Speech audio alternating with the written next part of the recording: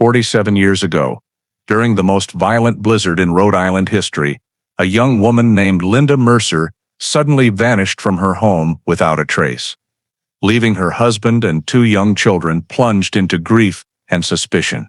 Authorities at the time suspected the husband, Harold Mercer, of involvement, but with no body, no evidence, and the investigation eventually stalled. Yet through all those years, a few people continued to believe the truth had never been uncovered, that her disappearance wasn't caused by the blizzard, but by something far more sinister. Then one day, when a crew of workers began renovating the old house, they discovered a detail that everyone had overlooked for decades. A detail that would upend the entire case and shock the entire community. Before we dive into this shocking story, let us know in the comments where you're watching from, and if you enjoy this video, don't forget to subscribe so you don't miss the real cases that will keep you thinking long after they're over. In the winter of 1978, the state of Rhode Island was brought to a near standstill when the biggest blizzard in decades slammed into the northeastern United States. Freezing winds off the Atlantic drove wave after wave of heavy snow that blanketed streets, power lines, and rooftops. Transportation ground to a halt, train lines were suspended, and thousands of homes lost power. In the coastal town of Westerly, a small community right on the Connecticut border, the normally quiet lives of residents were turned upside down. The hum of generators replaced the familiar sounds of machine shops and roadside diners. Most people hunkered down inside, stockpiling heating oil and food while waiting for authorities to clear the mess. The town was enveloped in a cold, silent void, broken only occasionally by the rumble of public works snowplows. On Oak Ridge Road in the outskirts, the Mercer family lived in a 2-story wooden house built in the 1950s. Harold Mercer, 40 years old, and owner of a small repair shop specializing in farm equipment, was described by neighbors as hard-working but reserved. His wife, Linda Mercer, 32, worked as a nurse at Westerly Hospital, often on night shifts and coming home late. Their 2 children, ages 6 and 8, had been out of school all week because of the snow and were staying home with their parents. While the town was buried under the storm, the Mercers kept to their regular routine. Harold handled heating, Linda prepared meals, and checked the kids' medicine. By February 18th, snow was still falling relentlessly, and high winds rattled the windows. That night, lights in the neighborhood were sparse. Most people had gone to bed early. Around 9 o'clock, a neighbor across the street, Kate Donnelly, happened to glance out and see Linda on the porch, wrapped in a gray wool scarf, holding a small flashlight. The faint beam cut through the swirling snow as she walked toward the gate and quickly disappeared into the storm. The blizzard raged all night. Snow fell so heavily that any path was erased within hours. The next morning, as soon as it was light, Harold Mercer realized his wife had never come home. Her car was still in the garage, and her snow boots were missing. He searched the yard, then called the Westerly Police Department to report that his wife had left the house the previous evening and never returned. The missing person call came into the Westerly Police Dispatcher at 6:18 a.m. on February 19, 1978. The duty officer noted the voice of a middle-aged man who sounded tired and shaky, reporting that his wife had left home the night before and had not come back. Outside, more than 30 centimeters of snow still covered everything. Phone lines were cutting in and out, and town roads had only been partially cleared for emergency and public service vehicles. Lieutenant Bill Donner, 46, head of the Southern District Investigation Unit, was assigned the case. With more than 20 years on the force and plenty of experience with storm-related accidents and rescues, he had rarely seen a disappearance under weather conditions this severe. Donner and Officer Frank Mullins left headquarters at 6:40 a.m. in a 4-wheel drive Jeep, navigating icy roads to 145 Oak Ridge Road on the western edge of town. When they arrived, the sky was still overcast, and strong winds continued blowing in from the ocean. The Mercers' 2-story wooden house sat somewhat isolated, about 50 meters from the nearest neighbor. Snow reached the porch steps.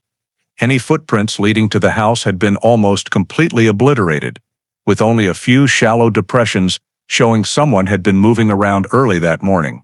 Donner logged the weather, -10°C, northeast winds at 25 knots, roughly 1 foot of snow, visibility under 30 meters. Harold Mercer answered the door, looking tense and sleep-deprived, saying he had searched the yard but found no sign of his wife. Donner instructed him to leave everything untouched while they conducted an initial walkthrough.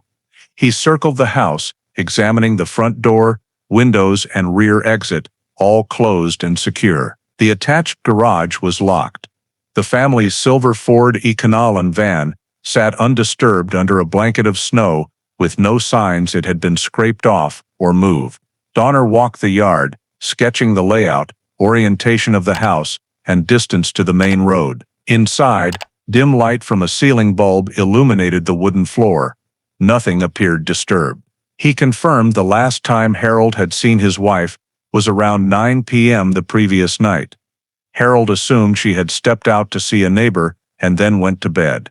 When she wasn't there in the morning, he thought she might have stayed across the street. But the neighbor said she never arrived. Donner noted in the report, victim last seen approximately 21 o'clock, February 18, 1978. Reported by husband, Harold Mercer. After the preliminary check, Donner had Mullins photograph the entire front of the house and the yard. The first Polaroids of the morning captured a frozen scene, the house surrounded by white, an oak tree in front, snapped by the wind, and almost no trace of human activity. Donner requested official weather verification to assess the likelihood the victim had left on foot. He wrote in his notebook, "Movement under current conditions, extremely difficult, high risk of disorientation, severely limited visibility." After finishing, Donner officially opened case file MP78219, classified as missing person, dangerous weather conditions. The file was created at 8:25 a.m., along with the initial scene report.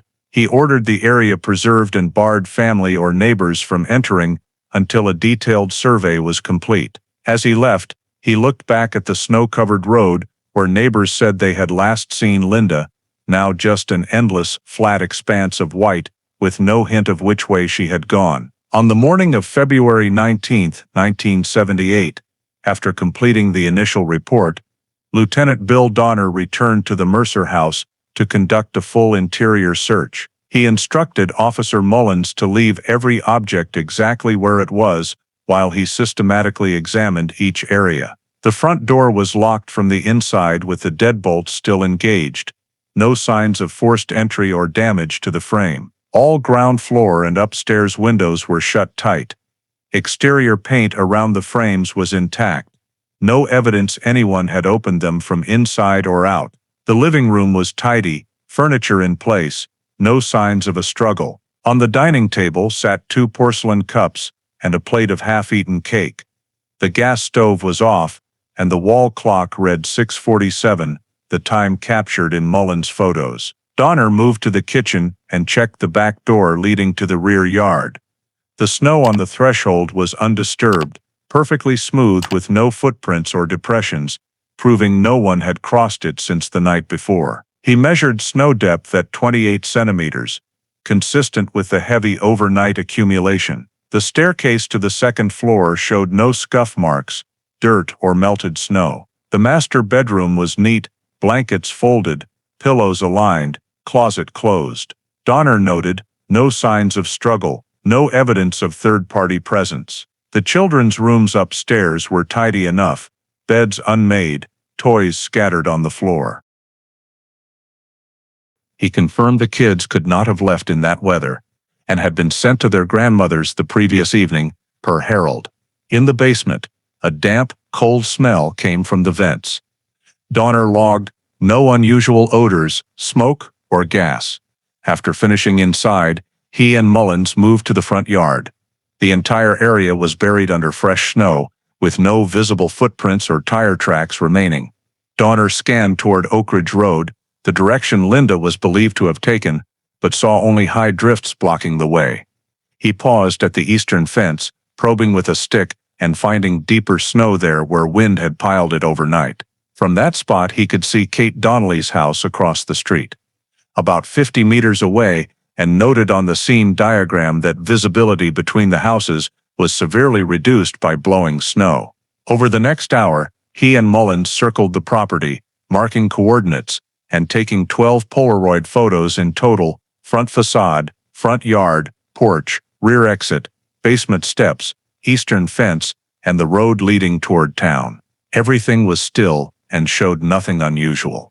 Donner returned to the Jeep, spread out the topographic map, and measured a preliminary 2-mile search radius from the Mercer house. That radius included a small wooded area to the west, the frozen Silverbrook Creek, a sparsely populated residential stretch, and open fields to the north, leading to Post Road. He wrote in the report, "Voluntary departure unlikely.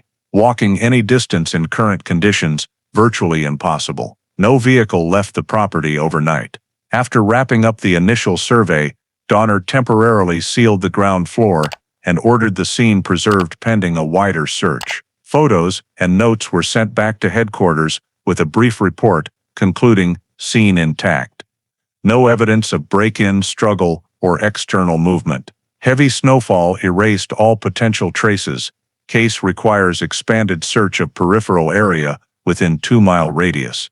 North-west priority." As he left the property, Donner stood on the porch, looking out over the endless white stretching to the distant tree line, where only the temporary stakes he had just planted marked the first search boundary in missing person file MP 78219. After completing the preliminary scene survey, Lieutenant Bill Donner took Harold Mercer's formal statement at the house that same morning. The interview record was started at 9:35 a.m., noting weather conditions and exact time. Harold said the last time he saw his wife was around 9 p.m. on February 18th. According to him, Linda said she was stepping across the street to talk to the neighbor about children's medicine, then left the house acting completely normal. He said he locked the door behind her and went upstairs to rest because he felt tired. When asked why he wasn't worried about her going out in the storm, Harold replied that Linda was used to moving around in snow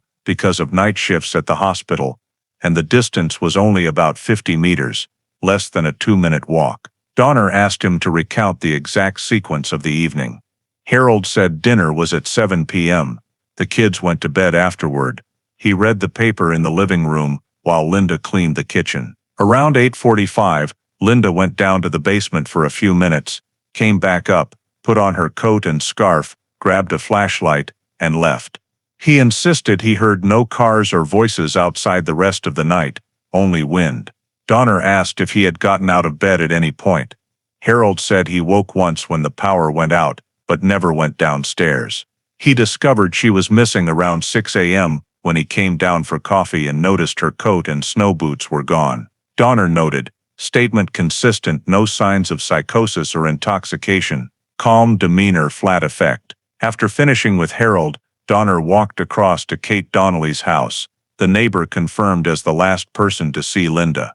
The interview took place at 10:20 a.m. in her living room and was recorded on the unit's handheld tape recorder. Kate, 52, widowed and living alone, said she had been watching storm updates when she saw a flashlight beam through her window. She stepped onto her porch and recognized Linda Mercer, walking through the snow wearing a gray wool scarf and hood, holding the flashlight pointed toward the main road, not toward her house. Kate said she called out, but the wind was so loud she wasn't sure Linda heard. She remembered the power went out about 10 minutes later, and everything went dark. When Donner asked if she saw anyone else in the area at that time, she said no. When asked about noises, she recalled hearing a loud door slam or something heavy fall, but couldn't pinpoint the source because of the howling wind. Donner documented everything, had her mark distance and direction on the diagram, then returned to the Mercer house to cross-check. According to Harold, Linda left at 9 p.m. heading across the street to Kate's, yet Kate insisted she was walking the opposite direction, toward the main road into town. Donner flagged this contradiction in red in the file for follow-up. Additionally, the loud noise Kate described occurred around 9:20 p.m., roughly 30 minutes after Linda supposedly left. Donner wrote, discrepancy in timeline between the two primary witnesses. He also noted differences in emotional description. Harold said Linda left calmly, with no argument, while the neighbor described her looking tense, walking quickly with the flashlight, seemingly avoiding looking back at her own house. All information was compiled into a 3-page interim report with attached photos and a diagram of the two properties. The report stated, insufficient evidence to determine cause of disappearance. However, witness statements contained significant contradictions regarding direction of travel and time victim left residence. Donner forwarded the file to County Police Headquarters to register case number MP 78219 and officially reclassified it as missing person, suspicious circumstances, requesting a full-scale search be launched within the next 24 hours. On the morning of February 20, 1978, one day after the missing person report was filed, Lieutenant Bill Donner launched the first search within a 2-mile radius around the Mercer home. He coordinated with the County Patrol Unit and civilian rescue teams, mobilizing a total of 14 people, along with 2 tracking dogs brought in from Providence. A quick briefing took place in the front yard of the Mercer house at 7:30 a.m. Donner used a topographic map printed from the geodetic survey, marking the areas to be swept. The small woods west of Oak Ridge Road, the frozen banks of Silver Brook that cut across the northern field, and a stretch of the access road leading to Post Road, where trucks often passed before the storm. The wind was still strong, the snow had not melted, the temperature was -8 degrees Celsius, and visibility was under 40 meters. Donner divided the teams into 3 groups, each responsible for one sector, maintaining contact via walkie-talkies on frequency 112.7. The tracking dogs were allowed to smell a sample of Linda's clothing taken from her bedroom, then released toward the southwest, the first wooded area in the search zone. The ground was muddy, with snow in many places up to the knees, slowing movement considerably.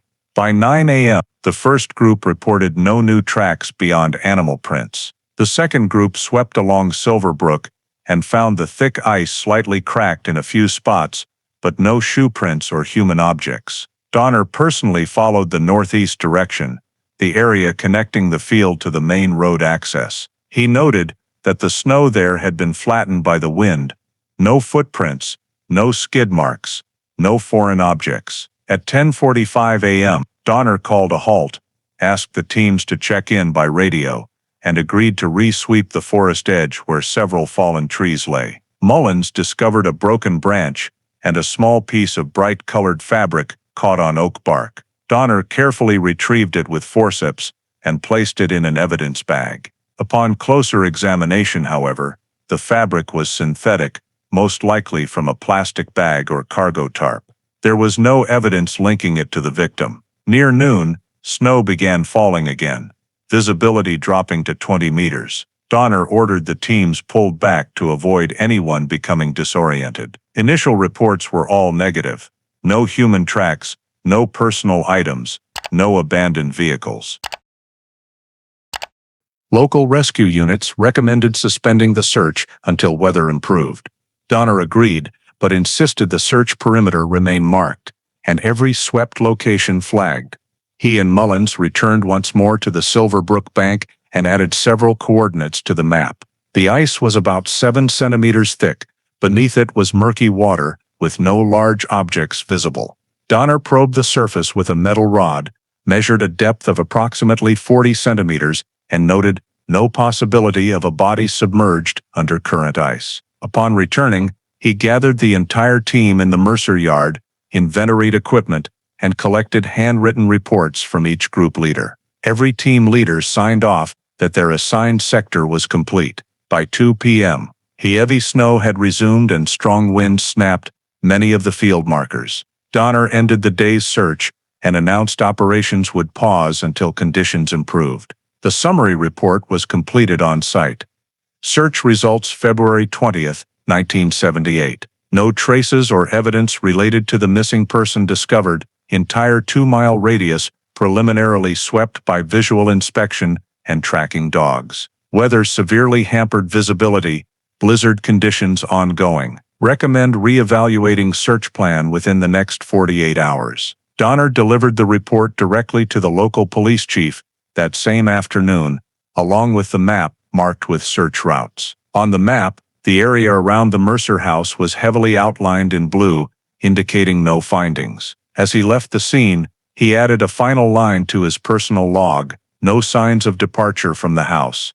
No evidence, no confirmed direction of travel. Search suspended due to weather. 3 days after the initial search, the blizzard gradually weakened, temperatures rose slightly, and the sky began to clear. Lieutenant Bill Donner and his unit quickly reorganized and expanded the search, this time focusing toward the bay shoreline and the Post Road corridor, areas assessed as possible routes the victim might have taken if she had left via the main road. On February 23, 1978, at 7 a.m., Donner, 12 officers, and 2 civilian volunteers assembled at a temporary command post set up in Westerly Elementary School. A 124:0000 scale topographic map was spread on the table.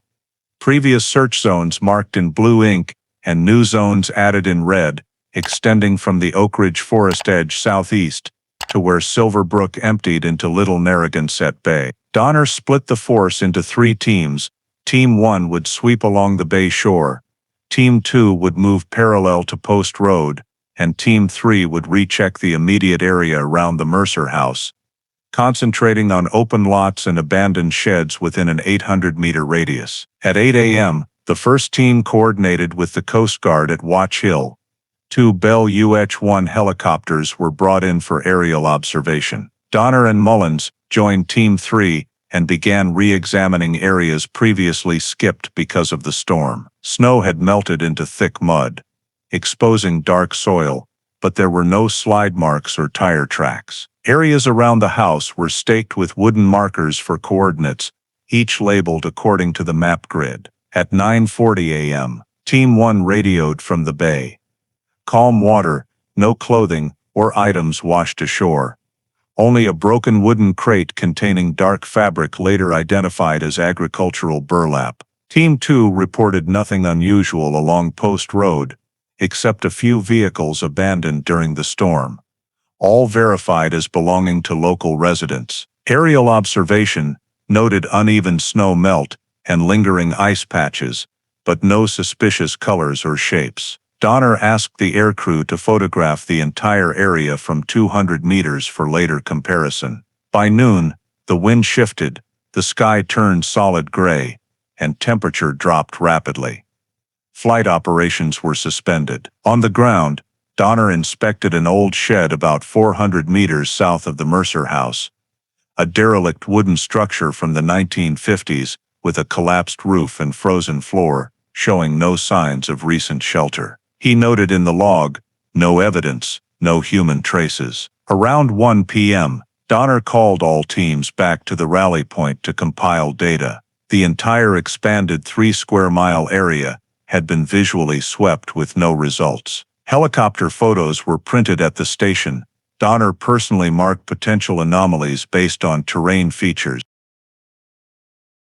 Every shadow, melt channel, or creek bed was reviewed, but nothing stood out. In the end-of-day report he wrote, "No evidence, no traces of victim or personal items. Terrain significantly altered post-storm, uneven melt, complicated observation. All probable routes checked. Recommend re-examination of central zone around residents." Donner proposed maintaining surveillance within a 1,000-meter radius of the house for 2 more days to monitor changes as snow fully melted. That afternoon, he and Mullins returned to the scene and examined the ground near the basement entrance. Meltwater running off the roof had followed drainage pipes, creating a damp streak on the floor, but no mud or slide marks. Donner measured surface ground temperature, 1 degree Celsius, sufficient for thin ice to thaw, and ordered new photographs of the house's entire north side for the case file, while assigning Mullins to draft an updated search radius diagram. By 5 p.m., as daylight faded, the search was suspended for the day. Donner reported to County Command, expanded search of Southeast Sector and Post Road corridor completed. No evidence, No signs of movement. Additional sweep of immediate Mercer vicinity recommended due to lack of conclusive data. Cold wind picked up again, signaling another front moving in. Donner left carrying a case file now 10 pages thicker and a map covered in overlapping markings, closing the 4th day since Linda Mercer was reported missing, with still not a single clear lead as to where she had gone. On the afternoon of February 24, 1978, after completing the expanded search, Lieutenant Bill Donner returned to the Mercer house to examine areas not yet checked in detail, particularly the basement, the only part of the structure that had bothered him since the initial walkthrough. He brought a Polaroid camera, tape measure, and high-powered flashlight, and asked Harold Mercer to be present to unlock the cellar door and witness the entire inspection. The wooden stairs down consisted of 8 steps with an iron handrail. As Donner descended, the air was heavy and damp, light dim. Only a single bare bulb hanging from the ceiling illuminated the gray concrete floor. The basement was roughly 20 square meters and contained old household items, wooden crates, a few mechanical tools, 2 paint cans, a lawnmower, and several unopened bags of cement. Donner swept the flashlight along the walls and noted water stains on the north side, but nothing severe. When he looked closely at the floor, he saw that a section in the center was noticeably lighter gray than the surrounding concrete, perfectly flat and drier, with sharp, square edges, measuring approximately 2.5 meters long by 1.8 meters wide. Donner measured and recorded the dimensions, observing that the joint between the new and old sections was uneven, indicating a later pour. He had Mullins take 4 wide and close-up Polaroid shots of the discolored area and noted it on the scene log. Donner asked Harold when the repair had been done. Harold replied that he had re-poured the floor the previous fall because of cracking due to moisture. Donner pressed for details on why such a large section needed replacement. Harold explained he had to remove the old slab to replace a damaged water pipe, and then poured new concrete to prevent mold smells from rising upstairs. Donner recorded the explanation, but flagged it requires verification. Shining the flashlight along the seams, he saw the new cement was still light-colored, smooth and dust-free, compared to the rest of the floor, evidence the work was recent. He inserted a moisture probe. The reading was unusually low, meaning the concrete had cured quickly, despite cold temperatures, something that caught his attention. He continued examining the surrounding area. In the east corner stood a low metal cabinet. Behind it were water pipes and an electrical outlet, with no signs of scorching or leaks. Next to the cabinet was a plastic bucket containing plumbing tools, one of which had dried light gray cement, matching the new floor section. Donner took 2 more photos and collected a small dust sample into a marked nylon bag. While inspecting, he asked Harold whether he had hired anyone or done the work himself. Harold said he did it himself, since he had basic construction experience. Donner noted the information, but observed that Harold's voice sounded tense and his answers curt. After finishing measurements, Donner stepped back to photograph the entire basement and numbered locations on the diagram. As he prepared to leave, he penciled a note: new floor section, light color, unusually smooth surface. Verify timing and materials. However, without legal grounds or clear evidence of crime, he could not obtain a warrant to excavate. In the supplemental report submitted to the department that day, Donner wrote, Mercer basement inspected 1410 February 24, 1978. Observed section of concrete floor of different color, showing signs of recent pour, dimensions 2.5 course, 1.8. Reporting party states repair due to moisture/mold, no outside contractor invoices. No unusual odors or direct evidence, insufficient probable cause for excavation warrant. Recommend continued monitoring pending additional data. He attached 6 Polaroid photos and a basement diagram with the discolored area circled. Before leaving the house, he looked once more toward the cellar door and instructed Harold to leave everything undisturbed until further notice. Harold nodded and said he would comply. Donner packed his equipment, temporarily closed the scene file, and wrote in his log, "Basic inspection phase complete. Basement shows no overt criminal indicators.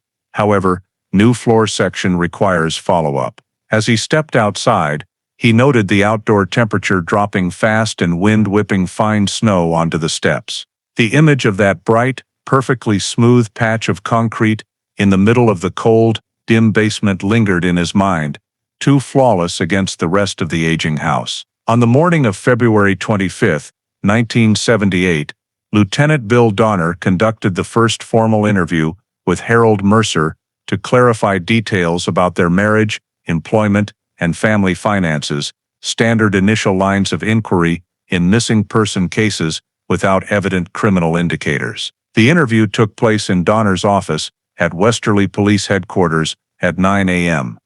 With Officer Mullins present to take minutes. Harold arrived voluntarily, was not in custody, dressed neatly, and brought a personal notebook. Donner began with questions about work. Harold said he owned a small machine shop in the commercial district, specializing in water pump and agricultural engine repairs. The shop had 2 part-time employees, but they had been off since early February due to weather. Donner asked about finances. Harold replied, revenue was down, but the family could still cover expenses. When asked to provide ledgers or bank statements, he said everything was at home, and he would turn them over if needed. Donner noted, no evasion, calm voice. Moving to the marriage, Harold described the relationship as normal, with minor arguments, like any family. He said Linda was strong-willed, sometimes stubborn, and recently stressed from night shifts. When asked about recent disputes, Harold admitted disagreements over child rearing and spending, especially medical equipment and household items. Donner asked directly whether Linda had ever expressed intent to leave. Harold firmly said no, adding they had slept in the same bed, and the evening before had been completely normal. When Donner mentioned neighbors seeing Linda walking in the opposite direction from the main road, rather than toward the neighbor's house, Harold responded quickly that she might have wanted to walk around the house or check something in the yard. Donner noted, immediate response, no hesitation. He asked about Harold's reaction when Linda went missing. Harold said he hadn't called police right away because he assumed she had gone to a friend or been stuck in the snow, only realizing the seriousness the next morning. Donner observed Harold maintaining steady eye contact, hands clasped on the table, no trembling or avoidance, though he tended to change the subject quickly whenever finances came up. Donner circled back to money and asked about debts. Harold admitted a small bank loan of about $2,000 for roof repairs, not yet fully repaid. He agreed to provide documentation. Most answers were smooth, but Donner added a note, defensive tendency when questioned deeply about wife. Midway through, Donner asked about social connections. Harold said Linda had only a few hospital coworkers, rarely went out except for work, and had no personal issues. Donner asked if she ever went out at night. Harold answered, only for night shifts. Mullins recorded the entire statement. During a short break, Donner watched Harold glance around the room. His eyes paused on the wall map, marked with red search dots, but he showed no curiosity or questions. Donner's internal assessment, cooperative attitude, no obvious concealment, yet overly controlled speech, little emotional display. Toward the end, Donner revisited the basement. Harold repeated that the repair was only for mold and nothing else. Donner concluded the interview at 11:10 a.m. Both signed the transcript, and Harold was free to leave. In the report filed that day, Donner summarized, first interview completed. No clear inconsistencies detected, however, reporting party unusually calm. No direct evidence of criminal conduct. Family financial situation not yet verified, cross-check needed with bank and victim's coworkers. He closed with, investigation paused, pending additional search result. As Harold left headquarters, Donner watched through the frost-covered window, mentally cataloging the small discrepancies between words and demeanor, details that might yet become the key in a disappearance that so far had yielded no clear trail at all. On the afternoon of February 27, 1978, Nearly 10 days after Linda Mercer was reported missing, Lieutenant Bill Donner sat in the records room of the Westerly Police Department to compile all the initial investigation data. On the desk was a file more than 30 pages thick, containing the crime scene report, photographs, statements from Harold Mercer and neighbors, and the results of the searches he had personally directed. Donner numbered each group of information in sequence and cross-referenced them with the state of Rhode Island standard forms to prepare the preliminary investigation closure report. First section, witnesses. No one had directly witnessed Linda leaving the house or moving after 9 p.m. on February 18th, except for Kate Donnelly's account of seeing a flashlight beam and a figure walking in the snow, though she could not determine the exact direction. Second section, physical evidence.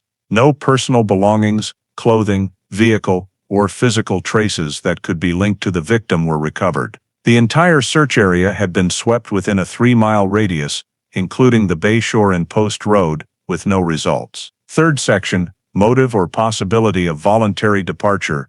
Donner clearly noted, no signs of preparation or planning for voluntary departure, no property missing, no withdrawals from bank accounts. The family's financial situation was average, with no large debts discovered. He also recorded that the marriage between Harold and Linda had some minor disagreements, but nothing sufficient to conclude serious conflict. In the professional observation section, Donner wrote, no direct witnesses, no specific physical evidence, no clear motive, no confirmed signs of criminal activity. His preliminary conclusion indicated that all initial search and investigation efforts had yielded no positive results. After re-examining every Polaroid taken at the scene, he selected 18 key photographs for the main case file and moved the rest to secondary storage.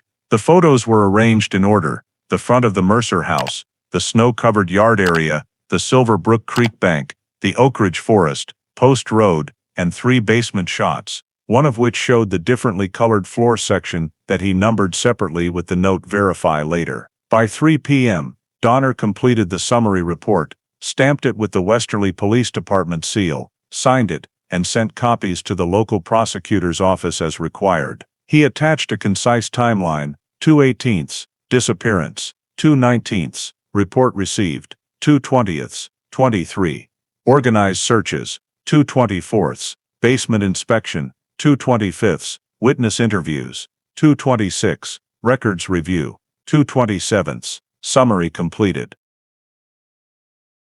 Each item included its own assessment of effectiveness and limitations. Donner also clearly stated in the recommendations section, recommend continued monitoring for 30 days. If no new data emerges, change case status to missing person, unresolved. The file was sent via official courier to the Washington County Courthouse late that afternoon, accompanied by acknowledgement of receipt, signed by Assistant Prosecutor Margaret Neal. In his internal log, Donner added a few brief lines: this case shows no obvious unusual factors, but something feels unresolved. The basement concrete patch needs re-examination if grounds arise. Still, he knew that under regulations, resuming the investigation or obtaining a second search warrant required more concrete evidence. That night, Donner stayed at the office late, reviewing the search area map one last time and double-checking coordinates to ensure no zone had been missed. He marked the Mercer house area in red ink, labeled Monitoring Zone, then locked the file in the safe. Outside, the snow had stopped, the sky had cleared, and streetlights cast golden patches on the snow. Donner looked through the window. The image of the cold basement, the lighter-colored concrete patch, and the inexplicably calm demeanor of the man who had reported his wife vanishing without a trace still lingering in his mind. But in the official report sent the next morning, he wrote only one final line: File MP 78-219, temporarily classified missing person, unresolved. In the weeks following the temporary classification of File MP 78-219 as missing person, unresolved, the Linda Mercer case gradually faded from daily life in Westerly. Local newspapers that had once run short articles on page 3 about woman missing in storm stopped updating when no new developments emerged. The volunteer search teams disbanded, and radio bulletins mentioned the case only as a minor caution about winter weather dangers. The Mercer family returned to routine. The two children were sent to stay with their grandparents west of town, while Harold continued working at his auto repair shop. Donner still occasionally drove past the Oak Ridge area to observe, even though he no longer had direct responsibility. He noticed the Harold Mercer house gradually changing. The porch light no longer came on at night. Some belongings were removed. The garage was cleared out, and Harold's pickup appeared more frequently on Post Road. In mid-March, the local real estate office posted a public notice on the town hall bulletin board about two-story residential home for sale, 145 Oak Ridge Road, owner Harold Mercer. Donner saw the notice while passing by, immediately jotted it down in his personal notebook, dated March 17, 1978. With the brief comment, homeowner listing property for sale early, less than 1 month after disappearance. He contacted the real estate agent to confirm and learned that Harold had personally submitted the listing and requested a quick sale because he planned to move closer to his main shop. It was not illegal, but to Donner the timing and speed felt suspiciously rushed. Meanwhile, almost no one in the neighborhood mentioned Linda anymore. A few former search volunteers said they felt there was nothing left to pursue, no body, no clues. Every theory led to a dead end. By April, the snow had completely melted. The Mercer yard revealed old garden beds and peeling porch paint, but no repair work was done. Donner submitted periodic follow-up reports to the county office, noting that homeowner has begun liquidating assets, no criminal activity detected. However, recommend keeping file open for 6 months. In mid-April, Harold hired a small moving company to remove furniture. 2 days later, the official for sale sign went up in the front yard. Donner recorded in the case log, moving activity began 4/14. Neighbors confirm most ground floor items removed. Kate Donnelly, the only neighbor still concerned, told Donner during a check-in visit that he barely speaks, just says hello and keeps working. Donner had no grounds to detain him, but quietly added a final monitoring note. Homeowner appears intent on leaving the area. Monitor if address changes. In May, the for sale sign came down. Records showed the house was purchased by a young couple from Providence, with closing on May 4, 1978. Harold left Westerly shortly afterward. Donner received this information from the county office and added it to the appendix of file MP 78-219 with the note, "Original reporting party has changed residence. No longer within investigation jurisdiction." The entire process happened quietly. No arguments, no complaints, no further requests to resume searches. For Donner, the case was closed on paper, but in his personal notebook, he kept 4 basement photos and a red pencil note, "Different colored concrete patch, still unverified." Whenever he drove past Oak Ridge Road, he saw the house now shuttered, the fence moss-covered, the faded green door, and only a loosely attached electric meter on the wall, marking the place where a disappearance had begun, that by that summer, no one wanted to mention anymore. In June 1979, more than a year after Linda Mercer was reported missing, the Westerly Police Department officially completed the administrative procedures to close case file MP 78-219. In the final summary, signed by Lieutenant Bill Donner, the conclusion read clearly, "No physical evidence collected, no new witnesses, no additional data. Case does not meet criteria for continued investigation." The process followed review by the county prosecutor, who agreed there was no longer legal basis to keep the file active. At that time, Harold Mercer had left Rhode Island. His new address was recorded in Bangor, Maine, and local police there confirmed he was living stably, with no criminal involvement. Notification of case closure was sent to the State Central Archives in Providence. On June 12, the entire 70-plus page file, including crime scene reports, photographs, interview transcripts, search area maps, and Donner's search reports, was bound into 2 volumes, sealed and labeled "Missing Person." Unresolved, Linda Mercer, case #78-219. Each volume bore the seal of the Forensic Technical Unit and was handed over to archive staff according to regulations. Donner signed the transfer form at 14:10 that day, marking the end of the investigation phase. In the file, he added one last personal note: insufficient grounds for second search warrant. All investigative avenues exhausted. Case can only be reopened with new evidence. Shortly afterward, Donner applied for early retirement after 22 years of service, citing health reasons, and moved away from Westerly. On his last day, colleagues saw him off in silence.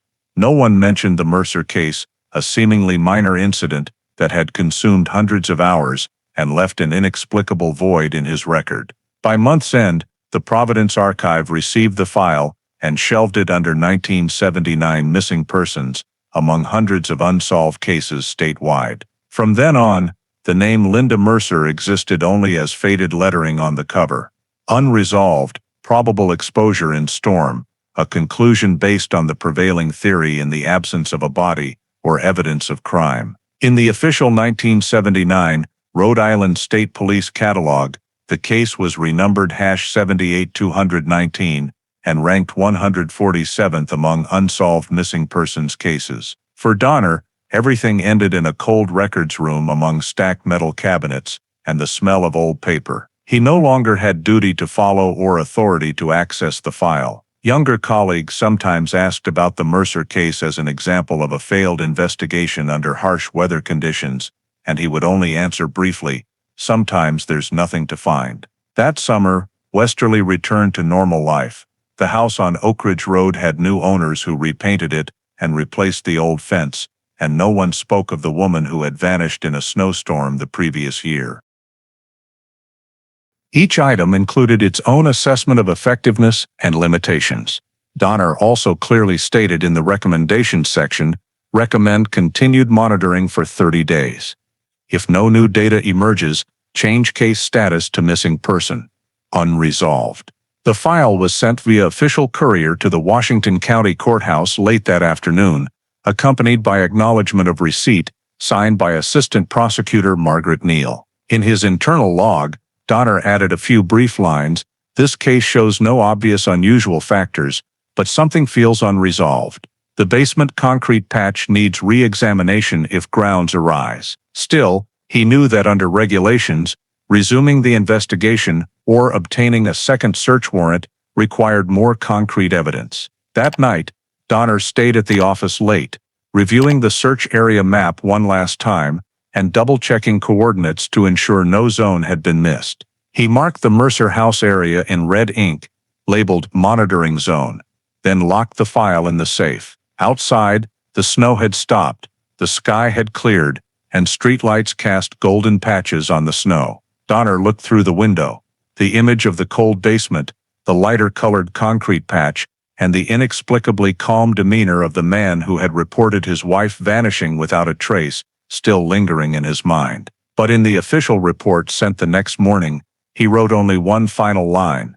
File MP 78219, temporarily classified missing person, unresolved. In the weeks following the temporary classification of File MP 78219 as missing person, unresolved, the Linda Mercer case gradually faded from daily life in Westerly. Local newspapers that had once run short articles on page 3 about woman missing in storm stopped updating when no new developments emerged. The volunteer search teams disbanded, and radio bulletins mentioned the case only as a minor caution about winter weather dangers. The Mercer family returned to routine. The two children were sent to stay with their grandparents west of town, while Harold continued working at his auto repair shop. Donner still occasionally drove past the Oak Ridge area to observe, even though he no longer had direct responsibility. He noticed the Harold Mercer house gradually changing. The porch light no longer came on at night. Some belongings were removed. The garage was cleared out, and Harold's pickup appeared more frequently on Post Road. In mid-March, the local real estate office posted a public notice on the town hall bulletin board about two-story residential home for sale, 145 Oak Ridge Road, owner Harold Mercer. Donner saw the notice while passing by, immediately jotted it down in his personal notebook, dated March 17, 1978. With the brief comment, homeowner listing property for sale early, less than 1 month after disappearance. He contacted the real estate agent to confirm and learned that Harold had personally submitted the listing and requested a quick sale because he planned to move closer to his main shop. It was not illegal, but to Donner the timing and speed felt suspiciously rushed. Meanwhile, almost no one in the neighborhood mentioned Linda anymore. A few former search volunteers said they felt there was nothing left to pursue, no body, no clues, every theory led to a dead end. By April, the snow had completely melted. The Mercer yard revealed old garden beds and peeling porch paint, but no repair work was done. Donner submitted periodic follow-up reports to the county office, noting that homeowner has begun liquidating assets, no criminal activity detected. However, recommend keeping file open for 6 months. In mid-April, Harold hired a small moving company to remove furniture. 2 days later, the official for sale sign went up in the front yard. Donner recorded in the case log, moving activity began 4/14. Neighbors confirm most ground floor items removed. Kate Donnelly, the only neighbor still concerned, told Donner during a check-in visit that he barely speaks, just says hello and keeps working. Donner had no grounds to detain him, but quietly added a final monitoring note: homeowner appears intent on leaving the area. Monitor if address changes. She continued through the appendices: search area maps, neighbor Kate Donnelly's statement, Harold's interview transcript, and the Mercer's temporary financial report. She saw that Donner had carefully recorded auto repair shop owner, irregular income, small outstanding loan, but no bank or insurance verification documents were attached. Aaron highlighted this section in red and wrote verify financial transactions 1977, 1979. She then opened the new cold case unit file and compared the recent bone and metal ring evidence from 145 Oak Ridge Road. Size, location, and concrete composition matched Donner's 1978 description exactly, strongly supporting the theory that the report section had concealed a body. Aaron immediately requested the medical examiner pause further evidence removal pending a formal excavation plan. That afternoon, she went to Central Archives to pull additional Harold Mercer financial records. There she located a 1977 Westerly National Bank consumer loan document for $2,000 taken in October 1977. For home repairs, matching the timing Donner had flagged, and a 1976 Atlantic Mutual life insurance policy naming Harold as primary beneficiary and Linda as insured for $50,000, a substantial sum at the time. She flagged both, copied them, and added them to the investigation file. Synthesizing everything, Aaron identified 3 key issues to resolve. 1. The new concrete patch was highly likely the burial location. 2. A financial motive existed via the insurance policy and personal debt. 3. Harold's 1978 statements contained multiple unverified inconsistencies. That same evening, she drafted a 5-page action plan and submitted it to the cold case unit commander. Initial steps included mileage request, full forensic examination of all recovered bone samples for sex and time of death estimation.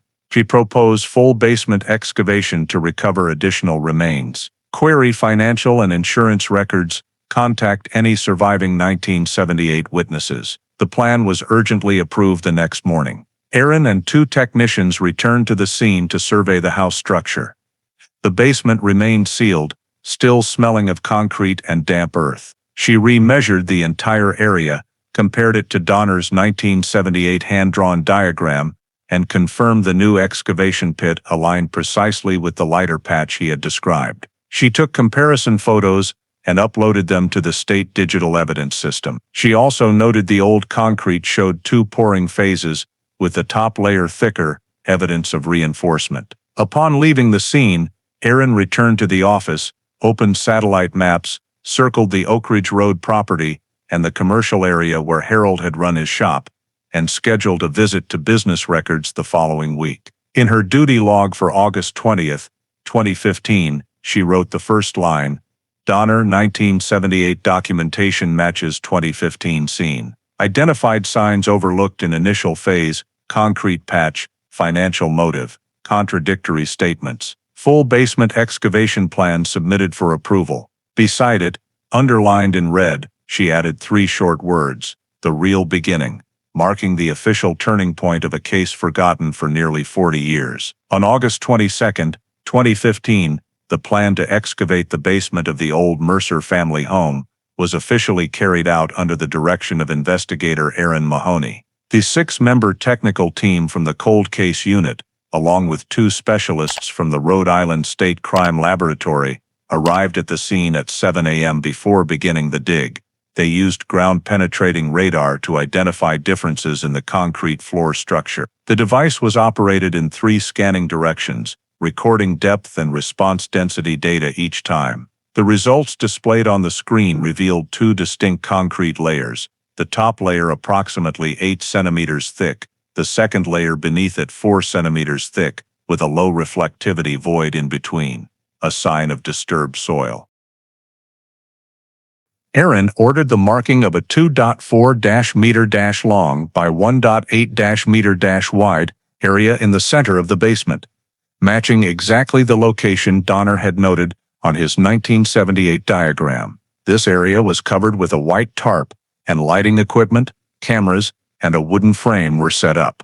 The excavation was performed manually to avoid damaging potential damage to evidence. 2 technicians began using handheld drills to cut the top concrete layer into small squares. As sections of the floor were lifted, the soil beneath appeared dark with a musty odor and a faint smell of gasoline. At 10:15 a.m., in the southwest corner of the pit, one of the technicians discovered a small, pale yellow bone fragment mixed in the soil. Aaron immediately ordered all mechanical activity stopped and switched to excavation with trowels and brushes. Over the next 2 hours, the team successively uncovered multiple bone fragments, a section of forearm bone, a fractured pelvis section, 2 rib fragments, and a portion of a shattered skull. Each piece was carefully removed with specialized forceps, placed on stainless steel trays, sequentially numbered, and photographed in its original position. When digging reached an additional depth of approximately 40 centimeters,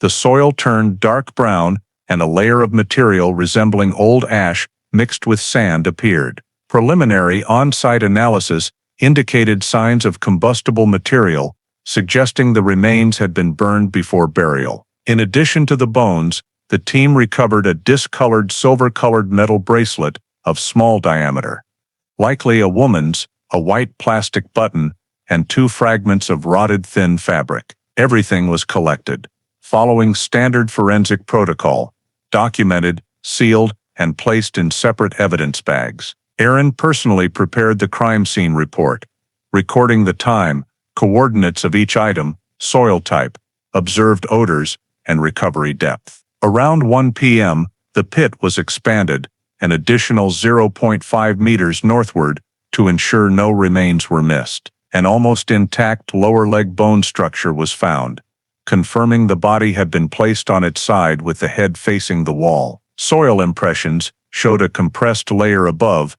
most likely cement poured directly on top. When the excavation concluded, at 4:20 p.m., a total of 28 bone fragments and 3 ancillary material samples had been recovered. The basement floor was left in its excavated state, covered with tarps and sealed pending further examination. Aaron had a temporary preservation tent erected outside the house and transferred each item through preliminary sorting.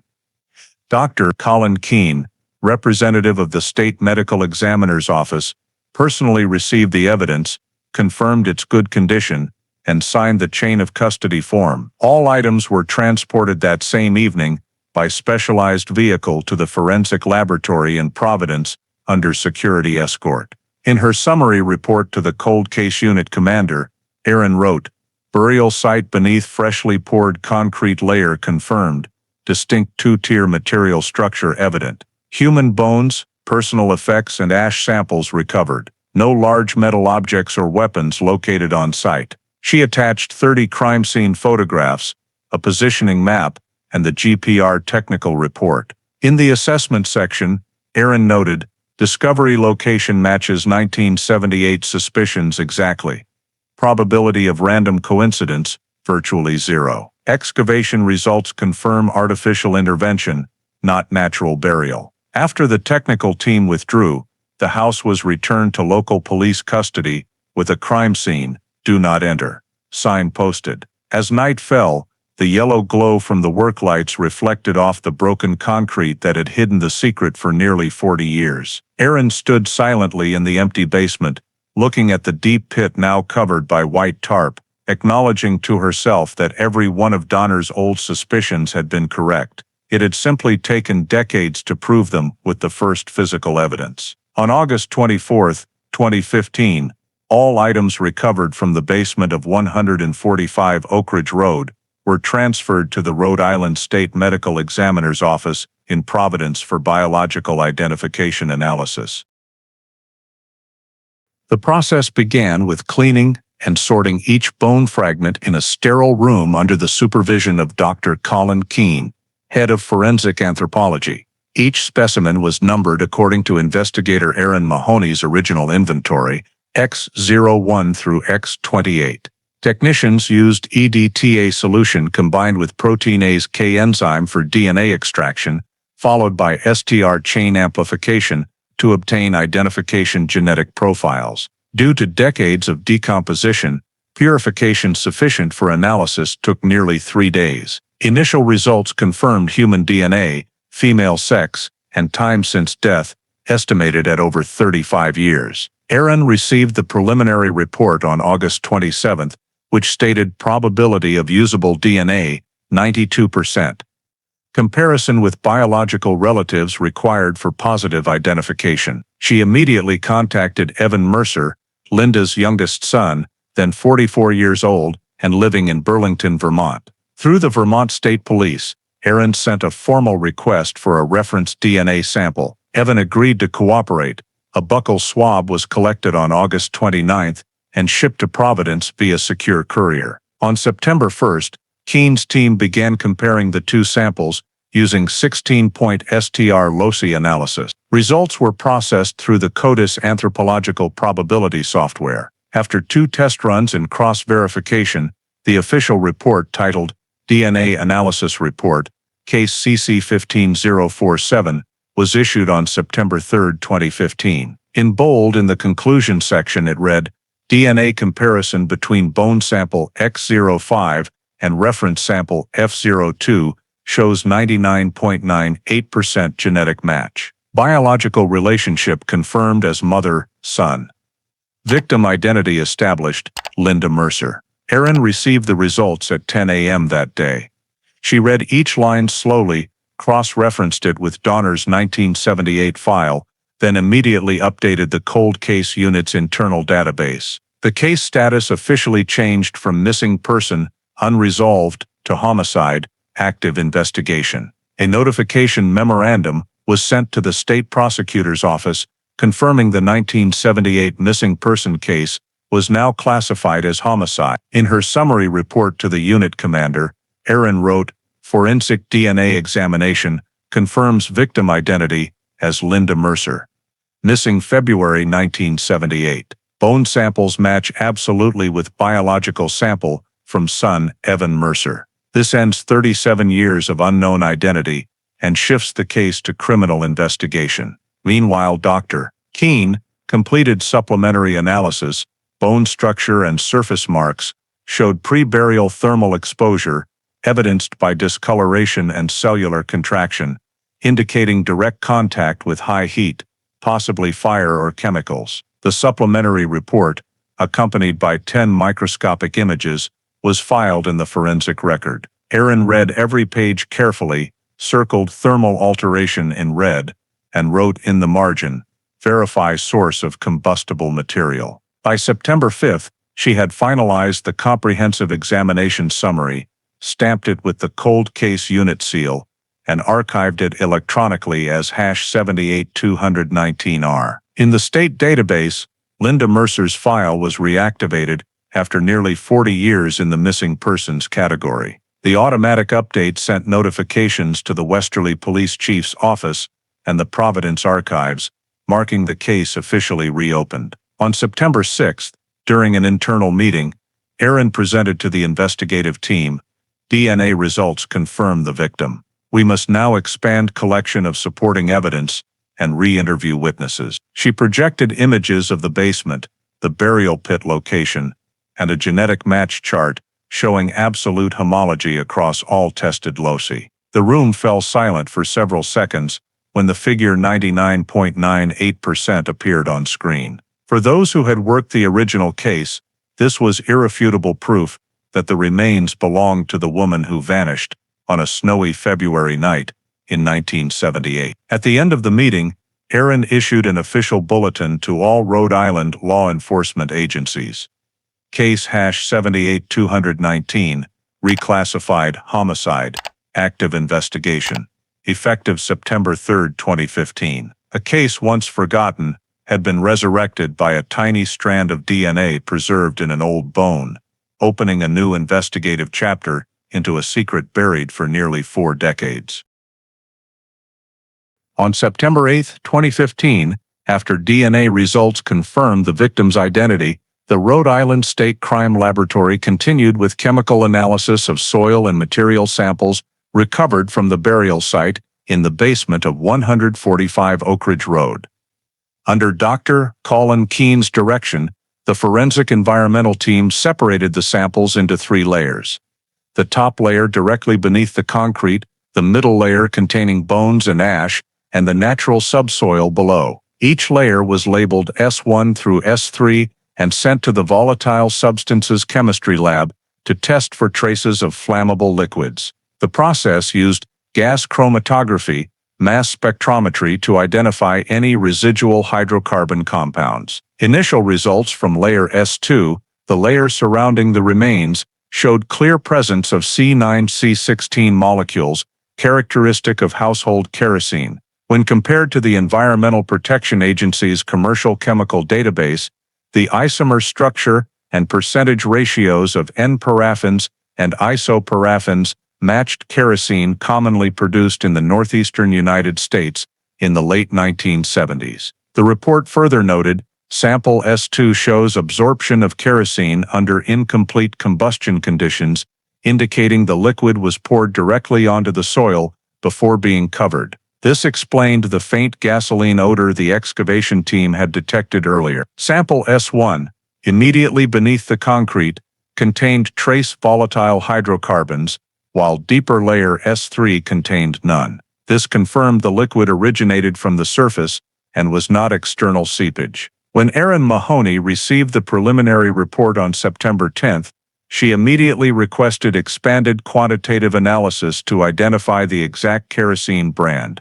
The lab submitted comparison samples to the New England Regional Manufacturers Commercial Database, including Westerly Oil, the sole residential fuel supplier for the town between 1975 and 1982. The comparison confirmed the basement samples' toluene and naphthalene additive ratios matched Westerly Oil's proprietary formula, licensed in 1977. The technical report concluded, kerosene residue in sample S2 has 95% probability of being Westerly Oil household-grade kerosene, distributed in the Westerly area from July 1977 to April 1979. Aaron added the results to the investigative file, writing in red ink, household kerosene residue detected, consistent with accelerant.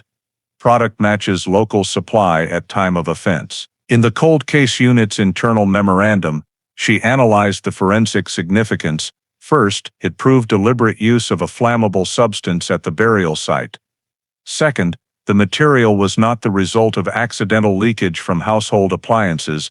Third, the fuel source matched the type the Mercer family had access to, as Harold Mercer used Westerly Oil kerosene for both home heating and his auto repair shop. Reviewing Donner's 1978 file, she found the note faint heating oil smell, not significant, indicating the odor had been present from the beginning, but was never followed up. She placed both documents side by side in the comparative appendix, marking them critical detail previously overlooked. On September 12, Aaron convened a meeting with the forensic team to determine next steps.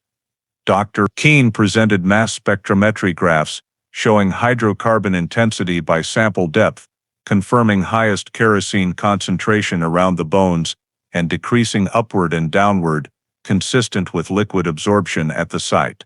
The report was archived electronically and as a signed 17-page hard copy by Keene and Mahoney. In the conclusion submitted to the state prosecutor's office, Aaron wrote, "Analysis of soil samples from 145 Oak Ridge Road confirms residue of locally produced and distributed westerly oil household kerosene 1977-1979. Presence of the compound at the burial site indicates deliberate pouring of flammable liquid, possibly related to body disposal or concealment. This constitutes direct chemical evidence supporting the hypothesis of criminal homicide." The report, coded HS 15047, was transmitted at 4:30 p.m. that day. In her daily log, Erin wrote briefly, "Westerly oil kerosene, local source match, confirms artificial intervention, additional basis for homicide, active file." Outside, Providence weather had turned autumnal and crisp. Leaves were falling from the trees around the forensic building, while in Erin's hands, the report titled, "Fuel Residue Identified. 1970s Source Confirmed," became the second piece of evidence linking the past and present of the Linda Mercer case. On September 15, 2015, after completing the chemical analysis of the soil samples, the Materials Examination Division of the Rhode Island State Crime Laboratory proceeded to test the concrete samples taken from the basement floor of 145 Oak Ridge Road. Specimens labeled C1 through C3 were cut directly from floor sections surrounding the excavated area, C1 from the surface layer, C2 from the transitional zone between construction phases, and C3 from the original foundation. Analysis was performed using carbon-14 radiometric dating and gamma spectrometry to determine cement age, combined with comparison of organic compound content in additives to estimate setting time. Results showed the top layer C1 contained calcium carbonate with a C14 isotope ratio corresponding to material manufactured in late 1977, when northeastern cement plants changed additive formulas. The compound aging in the sample corresponded to approximately 37 years per decop or 6 months, meaning it was poured around the first quarter of 1978.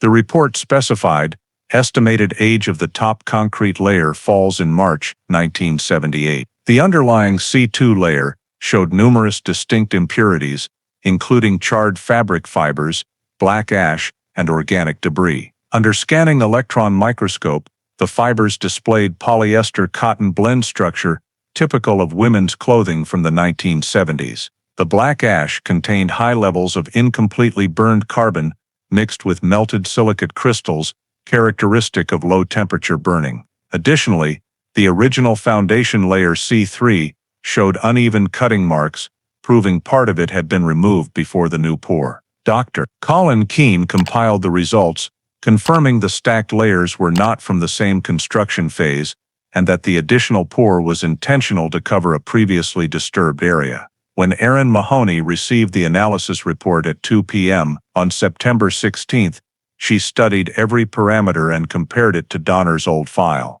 In his 1978 report, Donner had noted newer floor section, unusually smooth surface, lighter color than the rest, a description that matched current layer C1 perfectly. The correlation between the 1978 scene description and 2015 forensic results strengthened the hypothesis that the new concrete was poured shortly after Linda Mercer's disappearance, only weeks later. The State Crime Laboratory's detailed report concluded in bold, the top concrete layer was poured intentionally after the burial event, approximately March 1978.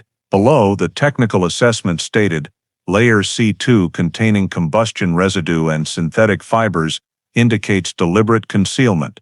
No natural or standard construction process could produce this layered structure. Aaron attached the report to the main case file, marking in red, construction date coincides with disappearance.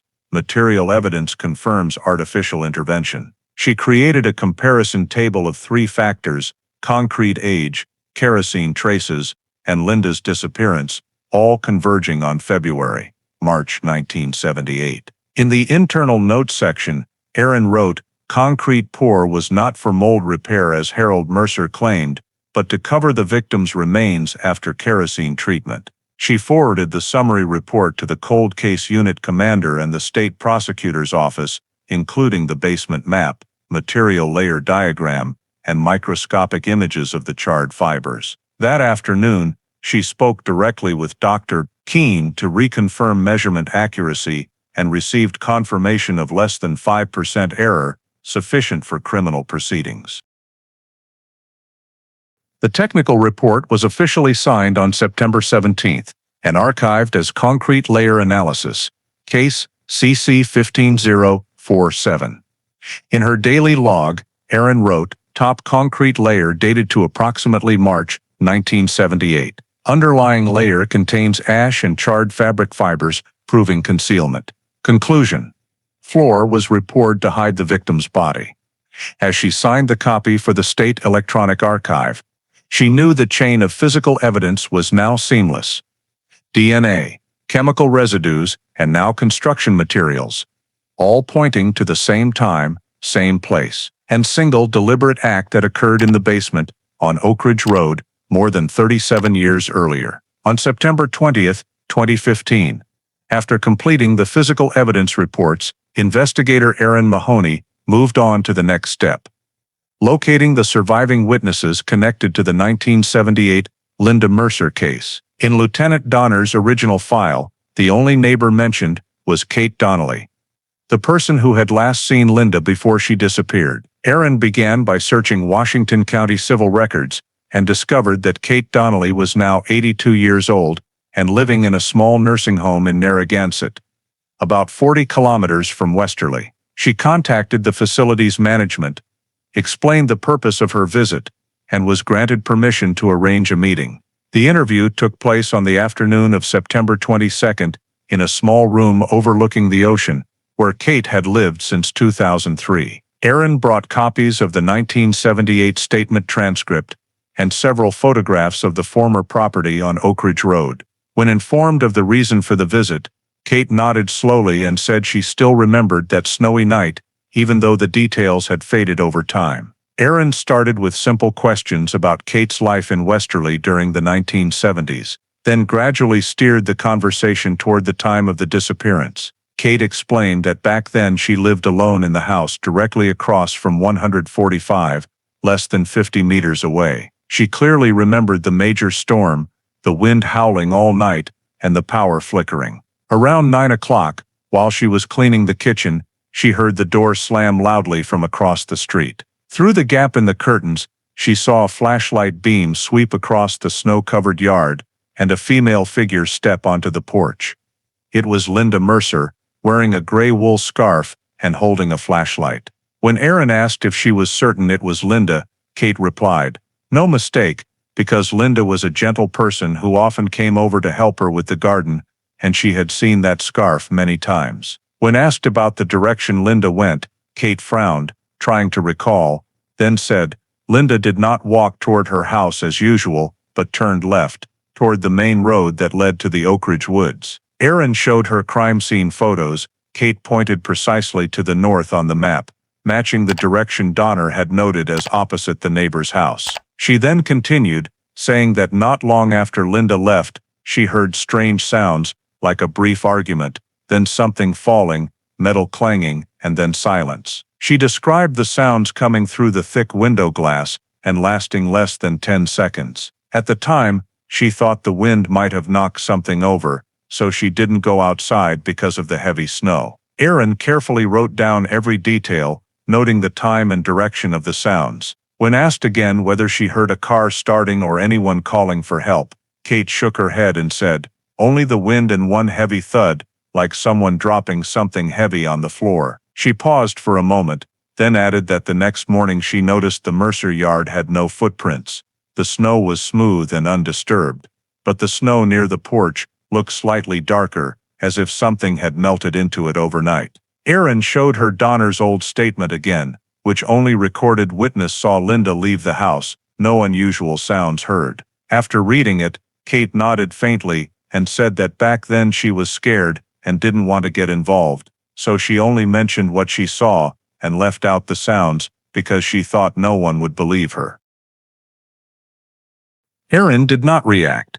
She simply added to the supplemental statement, "Witness confirms hearing an argument and objects falling at approximately 21:10 on the night of February 18, 1978, sounds originating from the Mercer residence, duration 8-10 seconds. The interview lasted nearly 2 hours. Erin read the entire statement back to her for confirmation. Kate signed the page with a trembling hand, verifying that it was voluntary. Erin collected the statement along with the 2 crime scene photos on which Kate had marked the direction of the sounds in blue. On her way out of the nursing home, Erin pulled over by the ocean, opened her notebook and quickly wrote, "The only surviving witness confirms an argument and objects falling does not match Harold Mercer's 1978 statement."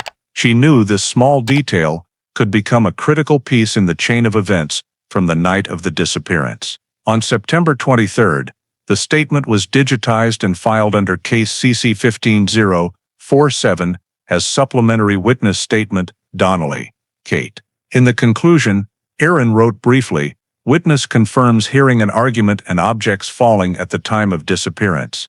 Statement supports hypothesis of a confrontation inside the Mercer home on the night of February 18, 1978. The statement was signed by investigator Mahoney and entered into the system at 1845. 37 years later, the words "last witness" were added to the Linda Mercer case file, closing the search for the final living witness in a story that began on a blizzard night in 1978. On September 25, 2015, after completing Kate Donnelly's witness statement, investigator Erin Mahoney shifted focus to reviewing all financial records related to Harold Mercer, the victim's husband, and the person who reported her missing in 1978. Her goal was to determine whether any economic motive had played a role in the crime.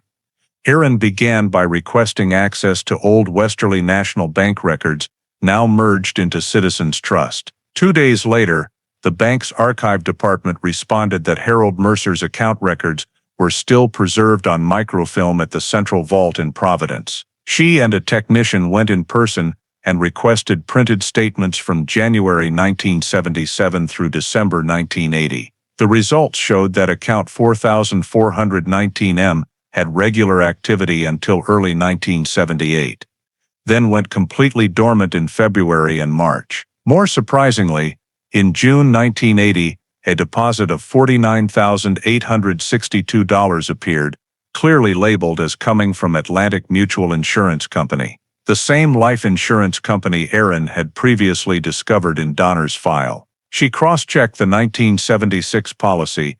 The insured was Linda Mercer, face value $50,000, sole beneficiary Harold Mercer. Under the terms, if the insured was missing for more than 24 months and legally declared dead, the beneficiary could collect the full amount. Erin contacted the Rhode Island Office of Insurance to retrieve the payout records and confirmed that in May 1980, Harold had filed a death benefit claim, citing missing body not recovered. Attached was a Washington County Court declaration pronouncing Linda Mercer presumed deceased after more than 2 years without contact. 3 weeks later, the insurance company wired the full payment. Erin examined the documents closely and noted that Harold had signed with the same signature as on his 1978 interview transcript. The nearly $50,000 payout was equivalent to more than $180,000 in 2015 dollars, large enough to be considered a substantial financial motive. Continuing her review, she accessed federal tax records and discovered that Harold reported closing his auto repair shop in 1979 and relocating to open an auto parts business in Bangor, Maine, in early 1981. On his 1980 tax return, he listed business expansion capital, personal savings, matching the timing of the insurance payout. Erin compiled all the data into a timeline, February 1978. Linda disappears, March 1978. New basement floor poured, June 1980. Harold receives insurance money, 1981. Opens new business. This sequence, formed a direct link between the disappearance and financial gain. She wrote in her report, "Life insurance proceeds were paid 2 years after the disappearance, in the absence of a body or forensic conclusion, with Harold Mercer as the sole beneficiary. This behavior demonstrates a clear financial motive." Aaron contacted Atlantic Mutual representatives and requested internal payout records.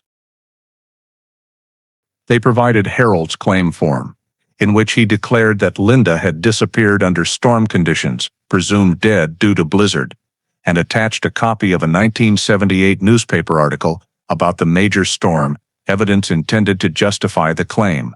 The form was notarized on April 28, 1980, just 2 days before Donner's file was moved to archive storage in Providence. Reading this, Aaron realized the payout had been legally processed, but based on a false premise that Linda had died in the storm, while current evidence proved she had been killed and buried in the basement. She noted in the margin of the report, "Insurance policy exploited as a tool to legitimize a presumed death." Beyond the insurance, Aaron also traced personal loans. Bank records showed Harold borrowed an additional $3,000 in October 1977 for home repairs, coinciding with his claim of repouring the foundation due to dampness. The loan and repairs before the disappearance, combined with the insurance payout afterward, formed a tightly linked chain of financial behavior tied to the physical evidence timeline. In the comprehensive report submitted to the Cold Case Unit Commander on September 29,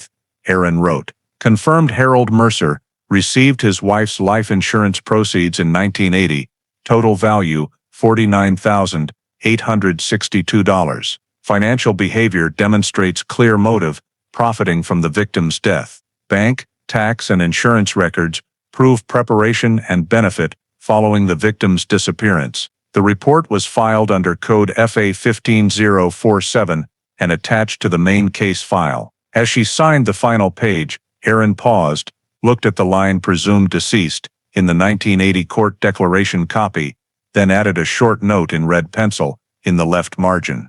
"No longer presumed, now fact."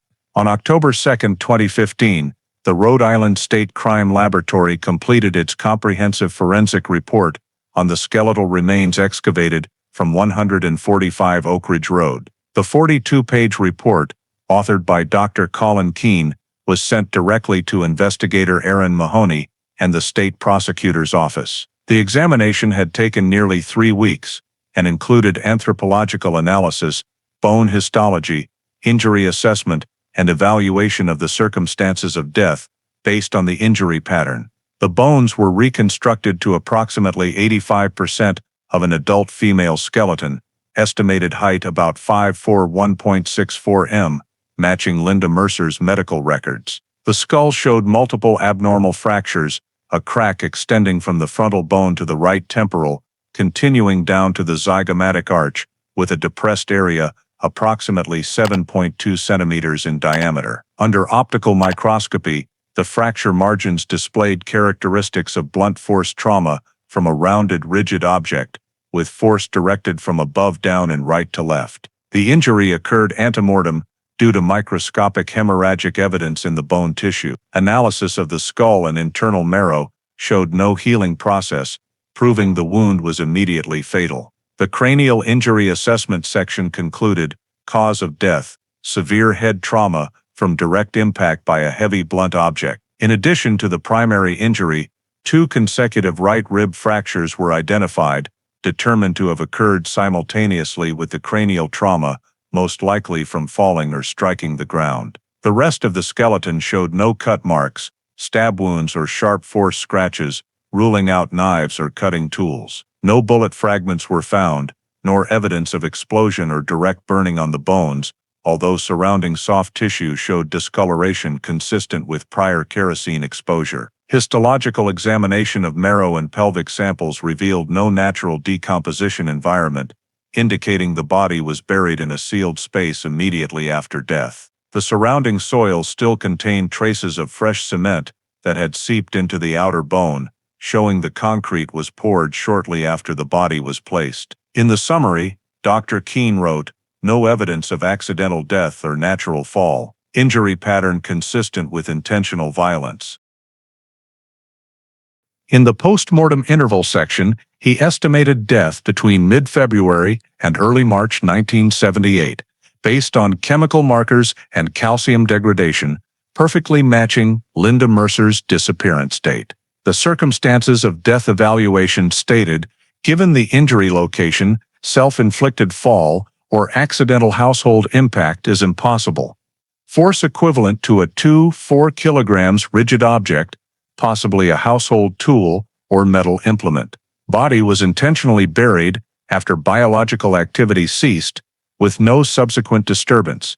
When Erin received the report on October 3rd, she spent the afternoon reading every page, pausing at the final bolded conclusion, manner of death, homicide. In her internal memo to the Cold Case Unit commander, she summarized, forensic results confirmed victim died from blunt force head trauma caused by a heavy object, most likely a hammer or metal pipe. No evidence of accident. Body buried immediately after death, beneath fresh construction material. Evidence sufficient to establish criminal homicide.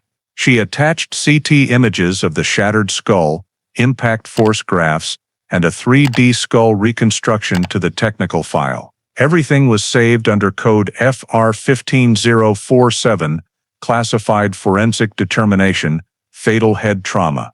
In her October 4th work log, she wrote briefly, cause of death established, blunt force head trauma. Not accident, not natural. Intentional homicide. Victim buried in basement immediately after death. She underlined the words intentional, violent, concealed, then set down her pen. The forensic results now completed the picture that physical, financial, and witness evidence had gradually formed a premeditated murder executed and buried beneath cold concrete for 37 years, now revealed through the language of science and the persistence of an investigation that had never truly ended. On October 6, 2015, after receiving the forensic report confirming death by blunt force head trauma, investigator Erin Mahoney began a full comparison of Harold Mercer's entire 1978 statements in the original Donner file against the new scientific evidence. She spread all 4 Donner transcripts across her desk, the on-scene statement from February 19th, the formal report at the station on February 25th, the supplement from March 10th, and an informal handwritten note from Donner stating, he says he repoured the floor because of dampness, no contractor invoice. Erin read each section, underlining in red every timeline reference Harold provided. In the first statement, he said Linda left the house at 9 p.m., said she was going to the neighbors, and he went to bed. In the second, he claimed she went out around 8:30, and he heard the door close a few minutes later. Both times contradicted witness Kate Donnelly, who confirmed seeing Linda leave at approximately 9:10 and hearing an argument 10 minutes after that. Erin plotted the discrepancy on a timeline and concluded Harold had deliberately shifted the time to distance himself from the moment of conflict. Next, she re-examined the basement details in Donner's file. Harold said he repoured the floor because the old one was damp and moldy, had to fix it to stop the smell upstairs. However, the concrete analysis showed the new slab was poured around March 1978, only weeks after Linda vanished, while he insisted it was done the previous fall. Erin marked that line in red and wrote in the margin fabricated construction timeline. She also checked the October 1977 Westerly National Bank loan of $3,000 for home repairs. When cross-referenced, the loan and the actual pouring did not align, money borrowed in the fall, but no work done until March, after Linda disappeared. This reinforced the conclusion that the funds were set aside specifically to conceal the body, not for ordinary repairs. Erin opened the third statement, where Harold claimed he poured the floor to replace broken water pipes.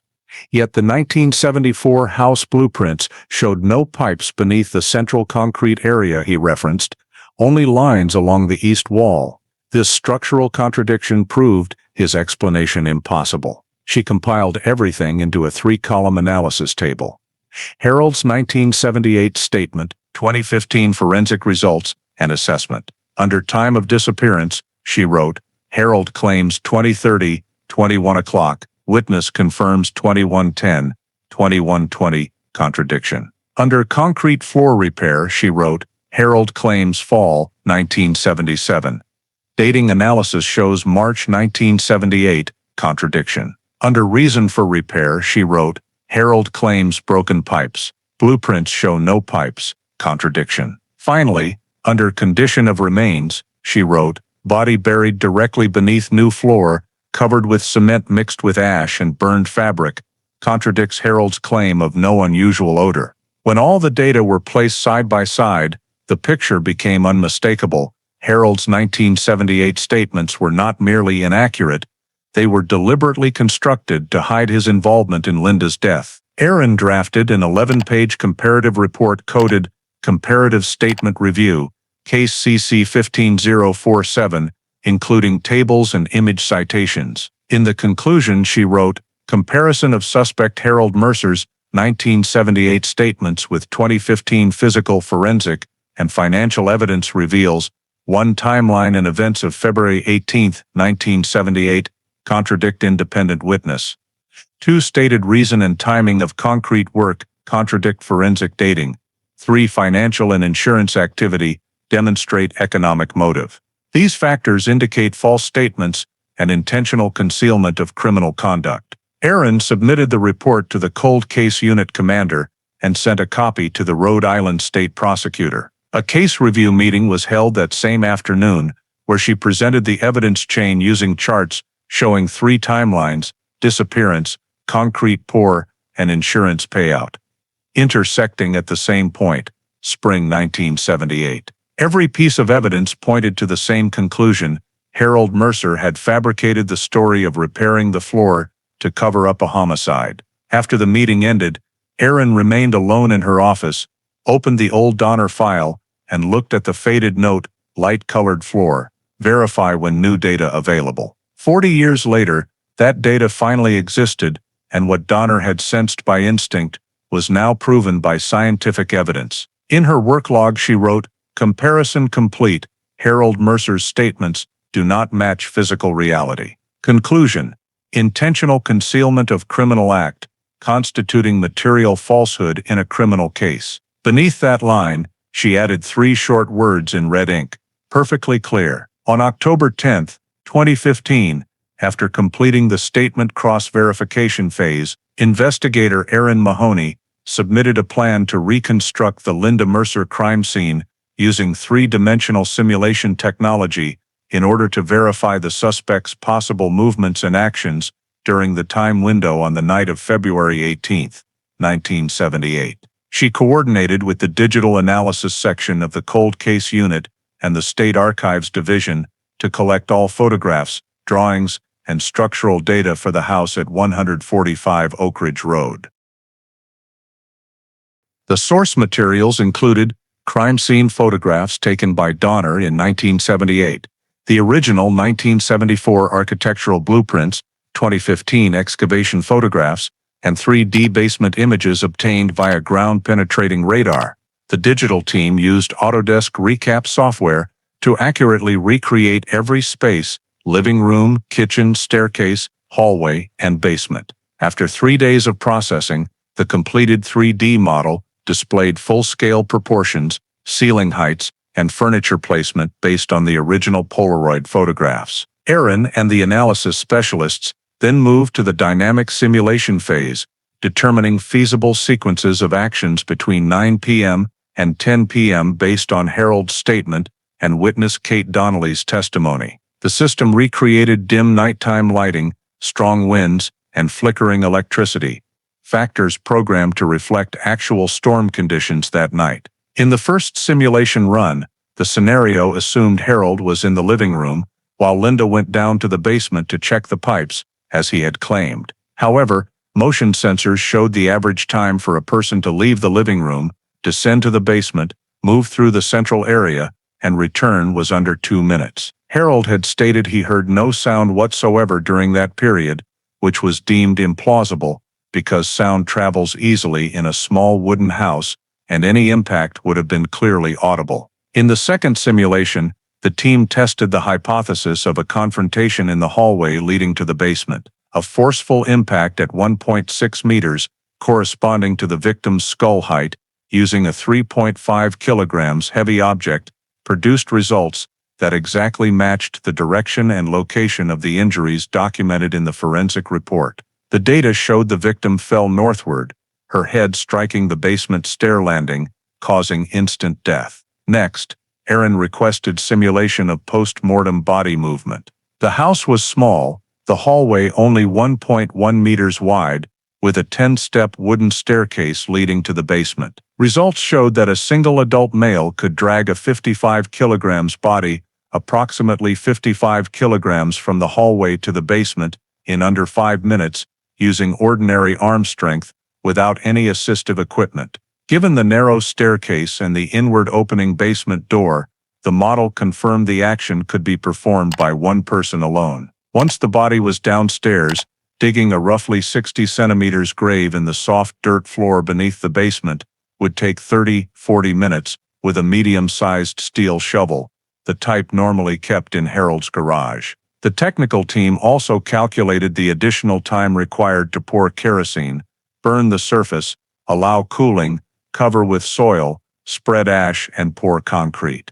The entire process, from the moment of death until the new concrete slab was finished, could be completed in approximately 4 to 5 hours, which fit perfectly within the window, from 9 p.m. to 2 a.m., the period when no one saw or could reach Harold. Aaron cross-checked the model against 1978 archived weather records. The night of February 18th brought a heavy blizzard with 40 kilometers per h winds and visibility under 20 meters, making it reasonable that neighbors neither heard anything nor saw light from the Mercer house. This further reinforced the hypothesis that the entire crime could occur undetected. Once the model was finalized, the team produced a complete video sequence, the victim moving through the house, the point of confrontation, the fall, dragging to the basement, burial, and concrete pour. Aaron reviewed it multiple times, taking detailed notes on every frame, especially the segment showing the impact force to the skull, matching the forensic findings. She ordered the model saved to the digital evidence system under Code 3D Reconstruction, Case CC 15047, and printed a 19-page report describing the simulation process. In the conclusion, Aaron wrote, based on structural modeling, victim weight, stair dimensions, and conditions on the night of February 18, 1978, the acts of causing death and concealing the body could be performed by a single individual within approximately 4 or 5 hours without accomplices. All actions were feasible within the confines of the house and required no movement outside. The report was forwarded to the Rhode Island State Prosecutor's Office on the afternoon of October 13th, accompanied by a data drive containing the simulation videos. During an internal meeting, when the 3D reconstruction was projected on screen, everyone sat in silence, watching the small wooden house, dim light, and the lone figure bent over the basement floor. Aaron wrote in her duty log, 3D model confirms. Fenling could be committed single-handedly during a blizzard with no witnesses. All data matches forensic results and contradictory statements. Structure, timeline, and actions are airtight. Beneath the final line, she drew a short dash and added 3 words. The complete picture, on October 15, 2015, more than 2 months after the case was reopened. Investigator Aaron Mahoney finalized the comprehensive prosecution file for the Linda Mercer case, file number CC 15047, and submitted it to the Rhode Island State Prosecutor's Office. The file exceeded 300 pages, bound in 7 volumes, numbered and sealed. In the introduction, Aaron summarized the entire investigative timeline from 1978 to 2015, emphasizing the seamless connection between physical evidence, witness statements, and modern forensic findings. Volume 1 contained the DNA identification results confirming the victim's identity. Volume 2, the forensic report concluding death by blunt force head trauma. Volume 3, chemical and construction material analyses proving the body was buried post-mortem. Volume 4, financial records demonstrating motive through the $50,000 life insurance policy. Harold Mercer collected, and Volume 5, the 3D crime scene reconstruction showing the entire murder and concealment, could be carried out by one person in the established time frame. Aaron organized each section logically, with cross-reference tables, file codes, dates, and responsible experts listed. She marked the cover of the first volume in red ink, Comprehensive Evidence File, Mercer Case. In the accompanying 12-page summary report, Aaron wrote, physical, testimonial, and financial evidence collected in 2015 proves intentional homicide occurred at 145 Oak Ridge Road, Westerly, on the night of February 18, 1978. Concealment was achieved by pouring a new concrete slab over the burial site. The sole individual, with motive, opportunity, and means, was Harold Mercer. The report detailed 5 main evidence groups, one witness, Kate Donnelly, confirming argument and falling sounds at the exact time of disappearance. 2 DNA and skeletal analysis, identifying the victim and cause of death. 3 chemical and material evidence, proving burning and concrete, pour in March, 1978. 4 financial and insurance records, establishing pecuniary motive. 5 crime scene model confirming the crime could be committed alone, indoors, without witnesses. Each group included evidence tables and signed expert reports. Aaron also attached a timeline comparing historical events with current evidence, demonstrating exact matches of date, location, and actions. The appendix contained all crime scene photos, topographic maps, 3D model renderings, and basement diagrams. The file was formally delivered to State Prosecutor Thomas Avery on the afternoon of October 16, together with a request to charge Harold Mercer under Rhode Island General Laws, Title 11, Chapter 1, Murder in the First Degree. After preliminary review, Avery asked Aaron to give a concise presentation in a closed-door meeting. Aaron presented using summary slides, displaying key images in sequence, basement excavation photos, DNA charts, financial reports, and the 3D crime reconstruction. She explained each piece clearly and logically, demonstrating the tight linkage between science and investigative reasoning. When she finished, Avery simply said, "Every element of premeditated murder has been satisfied." On October 19, the state prosecutor's office completed legal formalities and signed an emergency arrest warrant for Harold Mercer. The warrant, issued at the request of the Cold Case Unit and signed by a federal judge in Providence, stated, pursuant to Title 12 of the Criminal Procedure Code, finding sufficient evidence and motive, an arrest warrant is issued for Harold Mercer, resident of Bangor, Maine, suspect in the murder of Linda Mercer. Aaron received a copy at 5:10 p.m. and marked the file, arrest warrant, approved. She reread the entire contents, performed a final consistency check of every piece of evidence, then signed to confirm completion of the pre-prosecution investigation phase. In her duty log, she wrote, "Prosecution file submitted and approved. Arrest warrant for Harold Mercer issued October 19, 2015. Evidence chain seamless. DNA, forensic, physical, financial, witness, scene model, sufficient to establish premeditated murder." Preliminary investigation closed.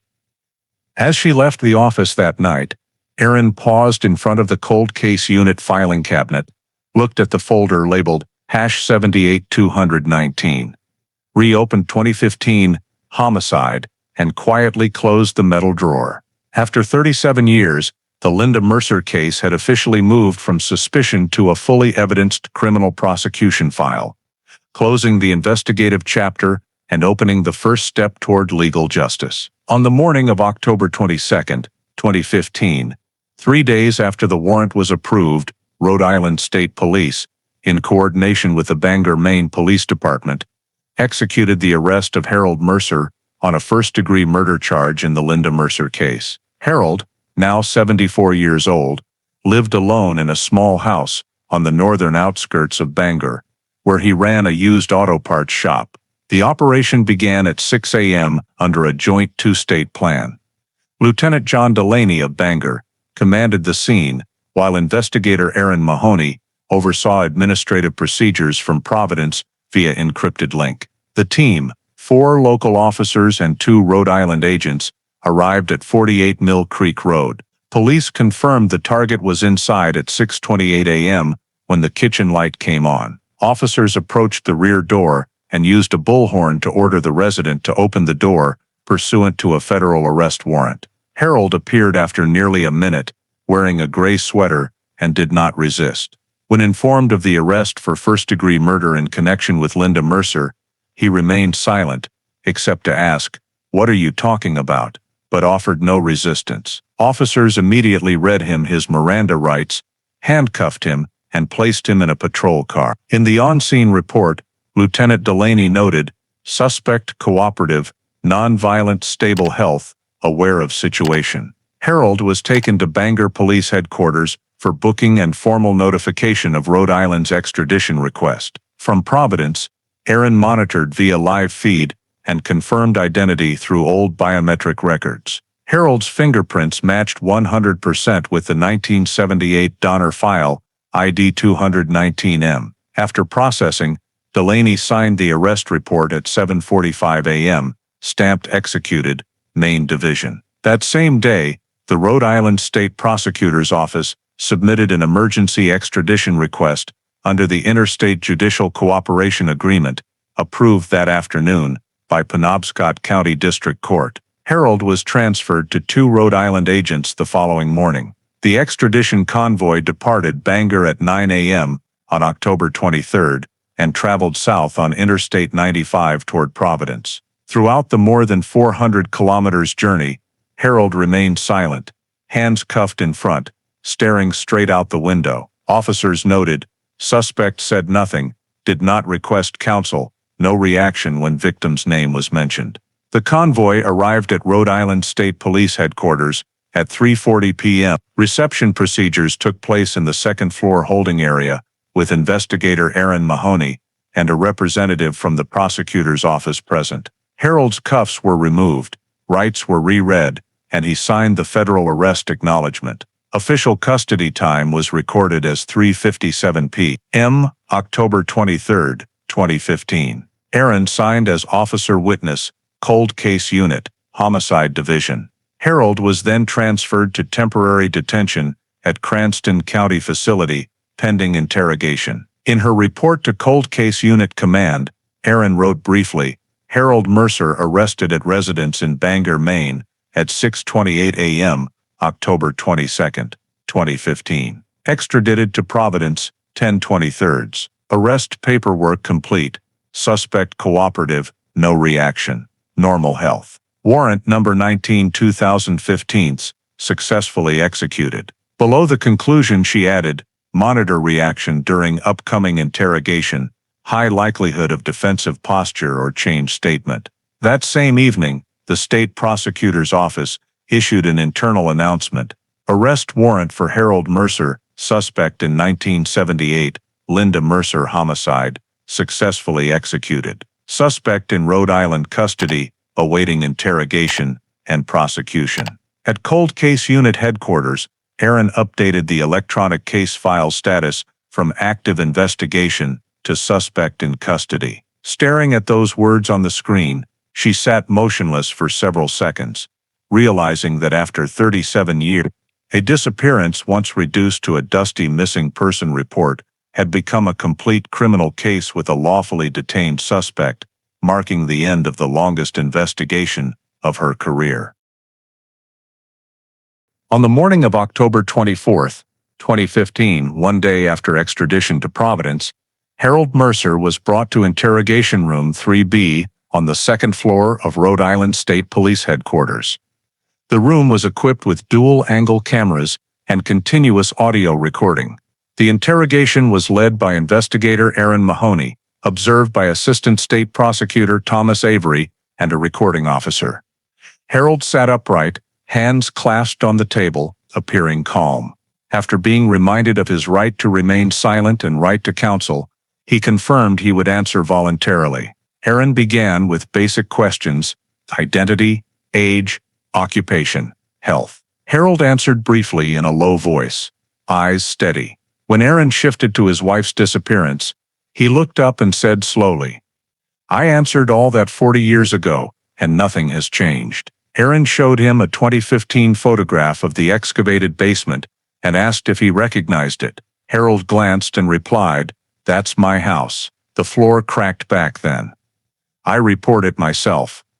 Aaron asked about the timing of the concrete work. Harold said, "Late 1977, consistent with his original statement." Aaron then presented the concrete analysis report, dating the pour to March 1978, along with images of the slab containing burned fabric fibers and ash. Harold stared for a long time, then said, "Maybe your engineers are wrong. I don't remember exactly." Aaron made no comment, only noted contradiction regarding construction timeline. She continued, "Do you remember where your wife went on the night of February 18, 1978? Harold shook his head.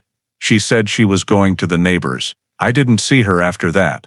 Aaron presented Kate Donnelly's new statement, confirming an argument and heavy thud heard between 9:10 and 9:20 p.m. Harold was silent several seconds, then said, "I was asleep. They must have heard something else." Aaron asked, "Why would Linda leave the house in a blizzard?" He answered, "She was stubborn, always worrying about little things." Aaron noted evasive, illogical response. When she raised the life insurance payout he received in 1980, Harold appeared unsettled. Aaron placed the Atlantic Mutual payment document bearing his signature in front of him. He glanced and said, "Yes, I got that money because she was declared dead. I didn't do anything wrong." Aaron asked whether he had informed the insurance company that no body was recovered, only a presumption of death. Harold nodded. "They said a court order was enough. I provided it." When Aaron pointed out that the body had in fact been found beneath the concrete he himself poured in the basement, Harold lowered his head and was silent for nearly 2 minutes. The camera captured him, taking a deep breath before saying slowly, "If you think I did it, prove it." Aaron displayed the forensic photographs and pointed to the skull fracture, asking if he recognized any tool that could cause such an injury. Harold did not look and said only, "I had a hammer in the garage, but I didn't do it." Aaron continued with questions about kerosene, burning odor, and chemical traces found around the body. He repeated, "I don't know. I'm a mechanic. My shop is full of oil." When asked why he packed up and left Westerly just weeks after his wife vanished, he replied, "I couldn't stand people staring. I had to move on." Throughout nearly 2 hours he remained composed, occasionally giving a faint smile when motive was mentioned. Aaron observed calculated speech, as if he believed the passage of time had rendered everything legally worthless. When she mentioned the 3D reconstruction proving the murder and concealment could be done by one person, Harold merely said, "Computers can draw whatever you want them to." Aaron did not reply, noting denial response, no explanation. The interrogation lasted 3 hours and 42 minutes, ending at 11:57 a.m. The 19-page transcript was printed and read back to the suspect. Harold signed, read, and agree with contents. In the final notes, Aaron wrote, "Statements clearly contradict forensic and technical evidence. No admission of guilt, yet confirms details consistent with crime conditions. Controlled demeanor, no visible emotion." After the session, Harold was returned to Cranston County. Aaron immediately compiled all materials and forwarded them to Prosecutor Thomas Avery for final charging documents. The summary transmitted that afternoon stated, "Suspect maintains original account, denies all allegations, but contradictions with scientific data regarding timeline, materials, and cause of death. Behavior indicates consciousness of concealment and legalization of victim's death." The report was signed and filed under Interrogation Report. Harold Mercer, October 24, 2015. In her duty log, Aaron wrote briefly, "Interrogation concluded. File transferred to State Prosecutor. Statements inconsistent. Physical evidence dominant. Every detail matches crime sequence." Harold Mercer stayed silent, but that silence now carries the weight of guilt. On October 28, 2015, the Rhode Island State Crime Laboratory issued the final forensic report regarding the Linda Mercer case, completing the nearly 2-month-long examination process that began on the day the remains were discovered. The report, numbered FSR 15047, was 46 pages long, authored under the direction of Dr. Colin Keene, and sent directly to Detective Aaron Mahoney, the State Attorney's Office, and the Federal Bureau of Criminal Records. The introduction summarized all the scientific methods applied: skeletal analysis, histology, chemistry, materials testing, and structural dating. The main body of the report stated, based on skeletal evidence, histological traces, and foundation layering, victim Linda Mercer died from severe cranial trauma, causing internal hemorrhage consistent with impact from a heavy blunt object. The body was buried in the basement of 145 Oak Ridge Road, covered with a layer of soil mixed with ash, and then overlaid with freshly poured concrete. The report further confirmed that DNA results matched perfectly with biological samples from the victim's son, Evan Mercer, eliminating any possibility of misidentification. The supplemental examination described in detail a 7.2 centimeters depression on the skull surface, rounded edges, smooth surface, no signs of repeated force, indicating a single powerful blow capable of causing immediate unconsciousness or death. Fractures to the right ribs, a broken left arm bone, and minor scratches on the pelvis suggested a brief struggle before the fatal strike. In the thermal analysis section, ash and soil samples surrounding the remains contained heavy hydrocarbon impurities, C9, C16. Characteristic of household kerosene, identical to the Westerly oil product distributed in Westerly between 1977 and 1979. This supported the hypothesis that a liquid was used to burn or alter the body tissue before burial. Burned fabric fibers recovered from beneath the concrete layer contained a polyester-cotton blend, consistent with women's middle-aged clothing common in the late 1970s, matching the description of the outfit Linda Mercer was last seen wearing when she left home. The report also concluded that the body was buried shortly after death, as tissue decomposition indicators showed less than 12 hours between death and burial. The top concrete layer was determined to have been poured around March 1978, 2 to 3 weeks after the time of death, consistent with prior materials analysis. The manner of death section was printed in bold: homicide, intentional concealment. This is the highest classification within murders involving concealment. Dr. Keene noted, there is no evidence of accident, self-inflicted injury, or environmental factors. All data point to intentional acts causing death, processing the body and concealing it beneath construction material to avoid detection. In addition to the technical sections, the report included a 12-page appendix detailing the examination process from August 15 to October 26, including photographs of each excavation stage, microscopic images of bone tissue, chemical graphs, and a map of the body's position in the basement. Every sample was labeled with an identification code, collection date, and the responsible examiner, ensuring absolute legal integrity for prosecution purposes. Aaron received the official report on the morning of October 29 and signed for it in the evidence receipt log. She carefully read the conclusion section and cross-referenced it with all previous files: cause of death, mechanism of injury, physical and chemical traces. Everything was consistent with the theory of premeditated murder. The report was added to the main cold case unit file, tagged Final Forensic Summary, Case CC15047. In an internal summary sent to Prosecutor Thomas Avery, Aaron wrote, "The final forensic results confirm death by head trauma, with the body intentionally buried beneath newly poured concrete. The act is classified murder, intentional concealment. There are no elements of accident or chance." She attached a comparison table between the forensic findings and Harold Mercer's statements, highlighting at least 5 irreconcilable contradictions. The file was sealed and forwarded to the state attorney's office for prosecution. When Erin set the report down on her desk, she realized that every hypothesis raised over the past months had now been confirmed in the precise cold language of science. In her work log, she wrote briefly, "Final forensic report complete.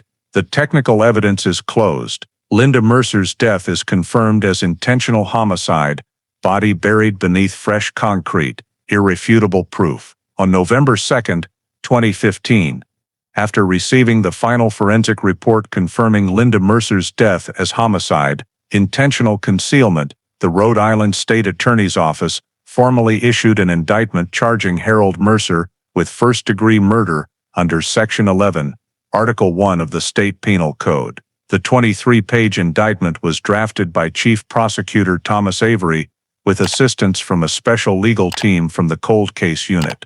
The introduction clearly stated the basis for prosecution, based on forensic examination results, DNA analysis, physical evidence, witness statements, and financial records. There is sufficient cause to determine that Harold Mercer intentionally killed his wife Linda Mercer on the night of February 18, 1978, at their residence at 145 Oak Ridge Road, Westerly, and subsequently concealed the body by burying it beneath freshly poured concrete.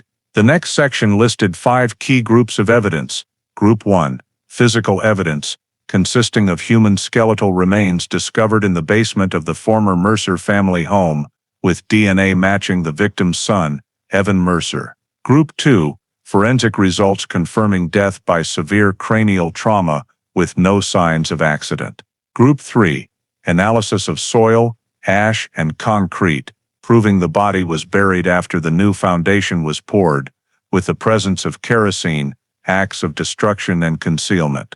Group 4, financial evidence showing Harold Mercer benefited from a $50,000 life insurance payout received in 1980. Group 5, witness testimony from Kate Donnelly, confirming she heard arguing and a heavy object falling on the night of the disappearance, combined with a 3D crime scene reconstruction, confirming the crime could have been committed alone within the house. All evidence was presented with exhibit codes, verification dates, and responsible examiners, ensuring the legality of the file. The charging section concluded, Harold Mercer, with premeditated intent to kill, carried out violent acts resulting in Linda Mercer's death, and then deliberately concealed the crime by processing and burying the body beneath concrete to prevent discovery. This conduct constitutes first-degree murder with aggravating circumstances, concealment of the crime, and financial gain. On November 3, the indictment was formally filed with the Rhode Island Superior Court in Providence, along with a request for a preliminary hearing. The court accepted and registered the case under docket number SC 15221. The presiding judge was assigned as the Honorable Marianne Collier, who had previously handled numerous historical murder cases in the state. That same day, the attorney's office held an internal press briefing, announcing the 1978 disappearance of Linda Mercer has been formally charged as a criminal homicide after 37 years. Suspect Harold Mercer is charged with first-degree murder. The case has been transferred to Rhode Island Superior Court. All related documents were sealed and stored in the prosecutor's office in 2 separate safes. Erin Mahoney, as lead investigator, was listed on the prosecution's expert witness roster, along with Dr. Colin Keene, Kate Donnelly, and Evan Mercer. In her internal report to the Cold Case Unit commander, Erin wrote, on November 2, 2015, the state prosecutor issued a first-degree murder indictment against Harold Mercer.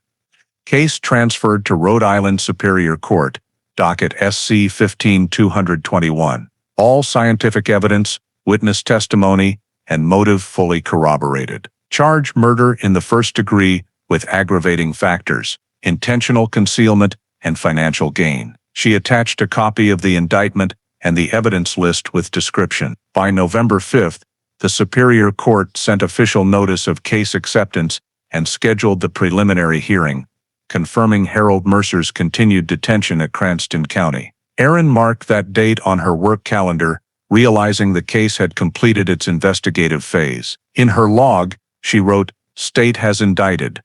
The indictment closes the longest investigation in cold case unit history.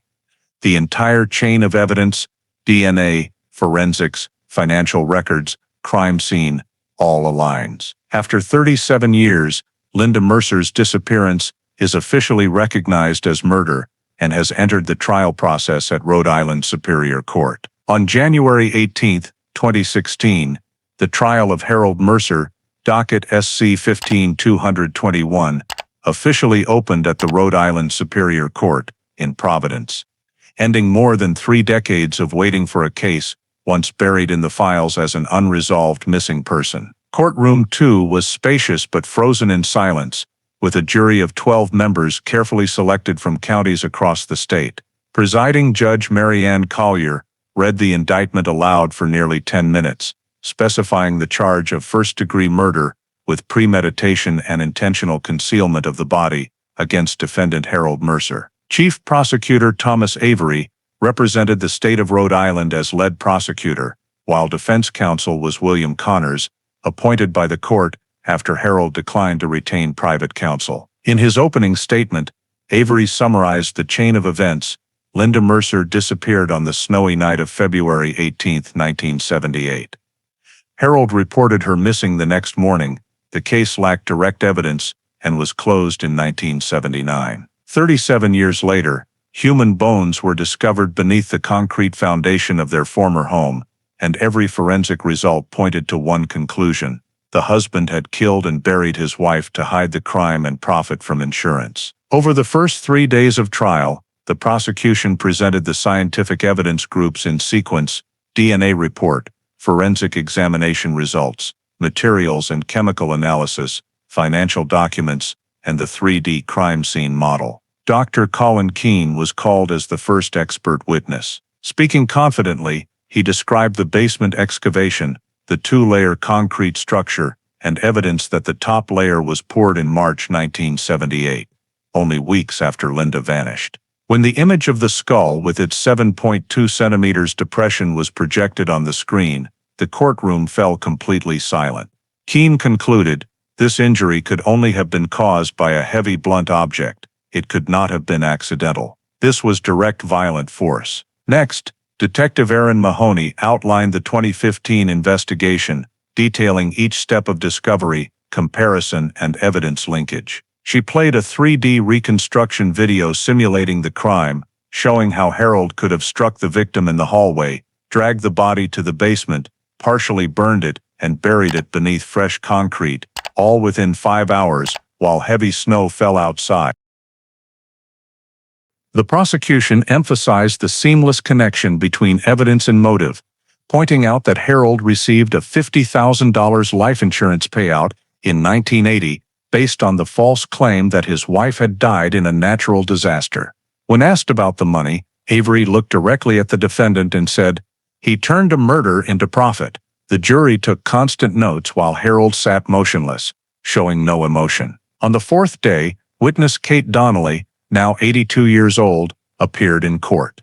With a trembling but clear voice, she recounted seeing Linda leave the house after 9 p.m. on February 18, 1978, and hearing arguing and a heavy object fall about 10 minutes later. Her words, "I knew something had happened, but I stayed silent out of fear," silenced the entire courtroom. Defense counsel Connors objected, arguing the witness's memory was too distant, but Judge Collier overruled, noting the testimony matched the timeline in the investigative file. On the 5th day, the prosecution presented the financial motive connection: bank records, insurance disbursement documents, and 1980 tax returns, proving Harold used the insurance money to start a business in Maine just 1 year after the disappearance. Avery argued, no one loses a wife and then cashes in her life insurance, leaves town and builds a new career that quickly, unless he knew for certain she was never coming back. In response,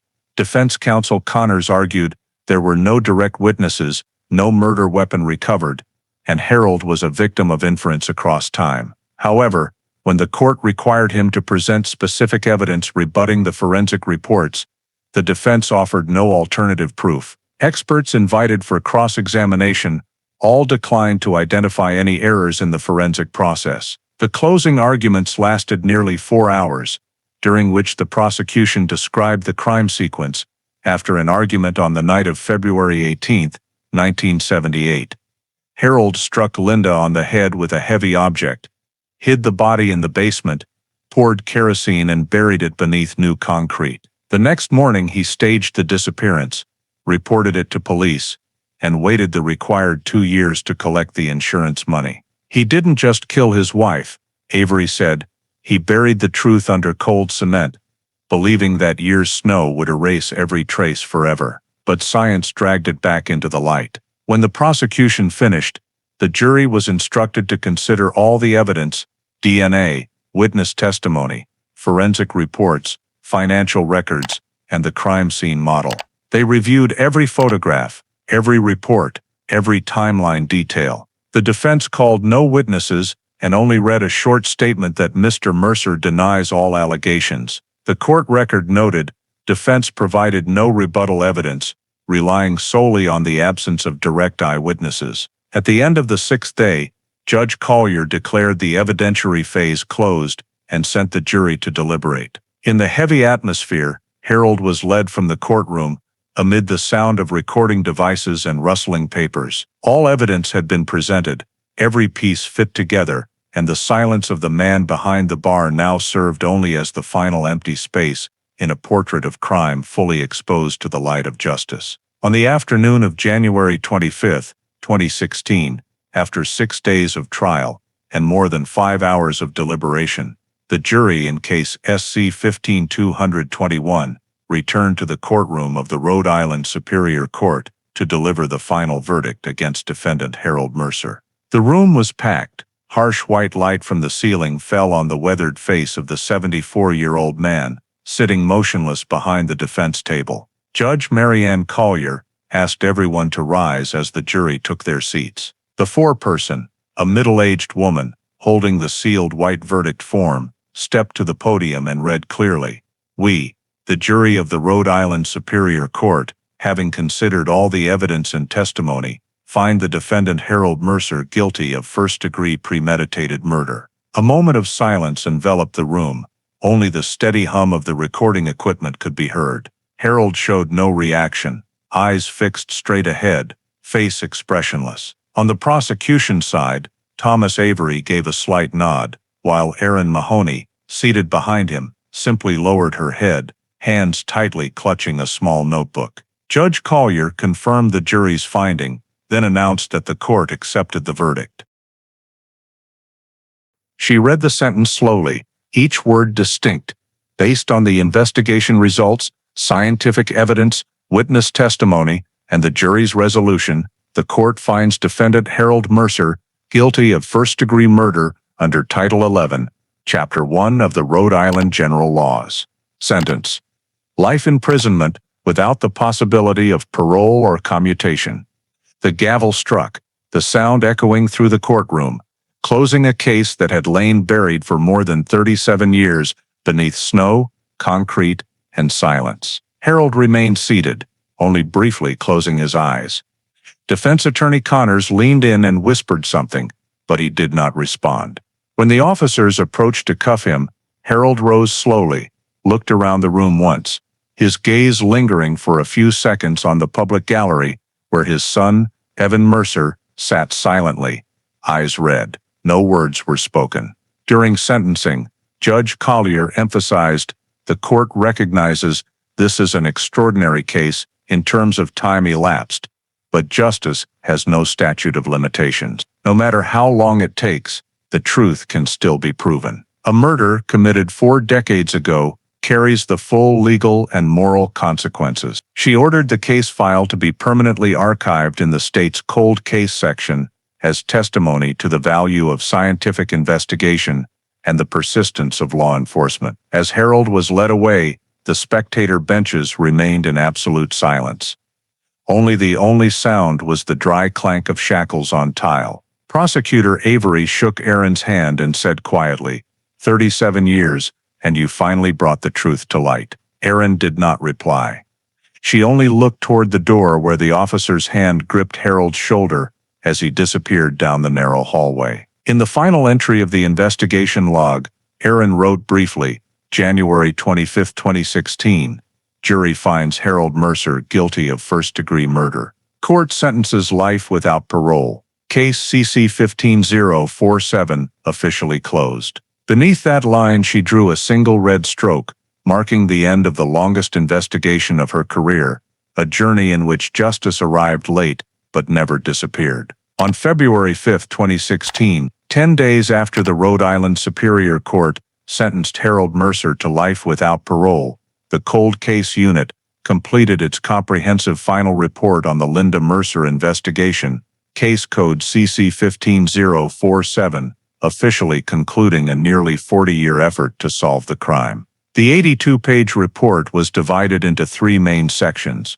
reasons the 1978 investigation stalled, modern investigative technology and methods applied in 2015, and professional evaluation and recommendations to the State Department of Justice. In the first section, the Cold Case Unit analyzed why the original investigation failed. According to records, at the time of the disappearance, the Westerly Police Department had limited personnel and outdated technical equipment. There was no DNA testing capability or modern chemical identification methods. The severe 1978 blizzard destroyed all outdoor trace evidence. The report also highlighted significant human error, the initial mishandling of Harold Mercer's statements, overlooking the differently colored concrete patch and kerosene odor in the basement, and the inability to obtain a search warrant for excavation, causing the only real opportunity to be lost. Record-keeping relied entirely on paper and handwritten notes, resulting in the loss of secondary evidence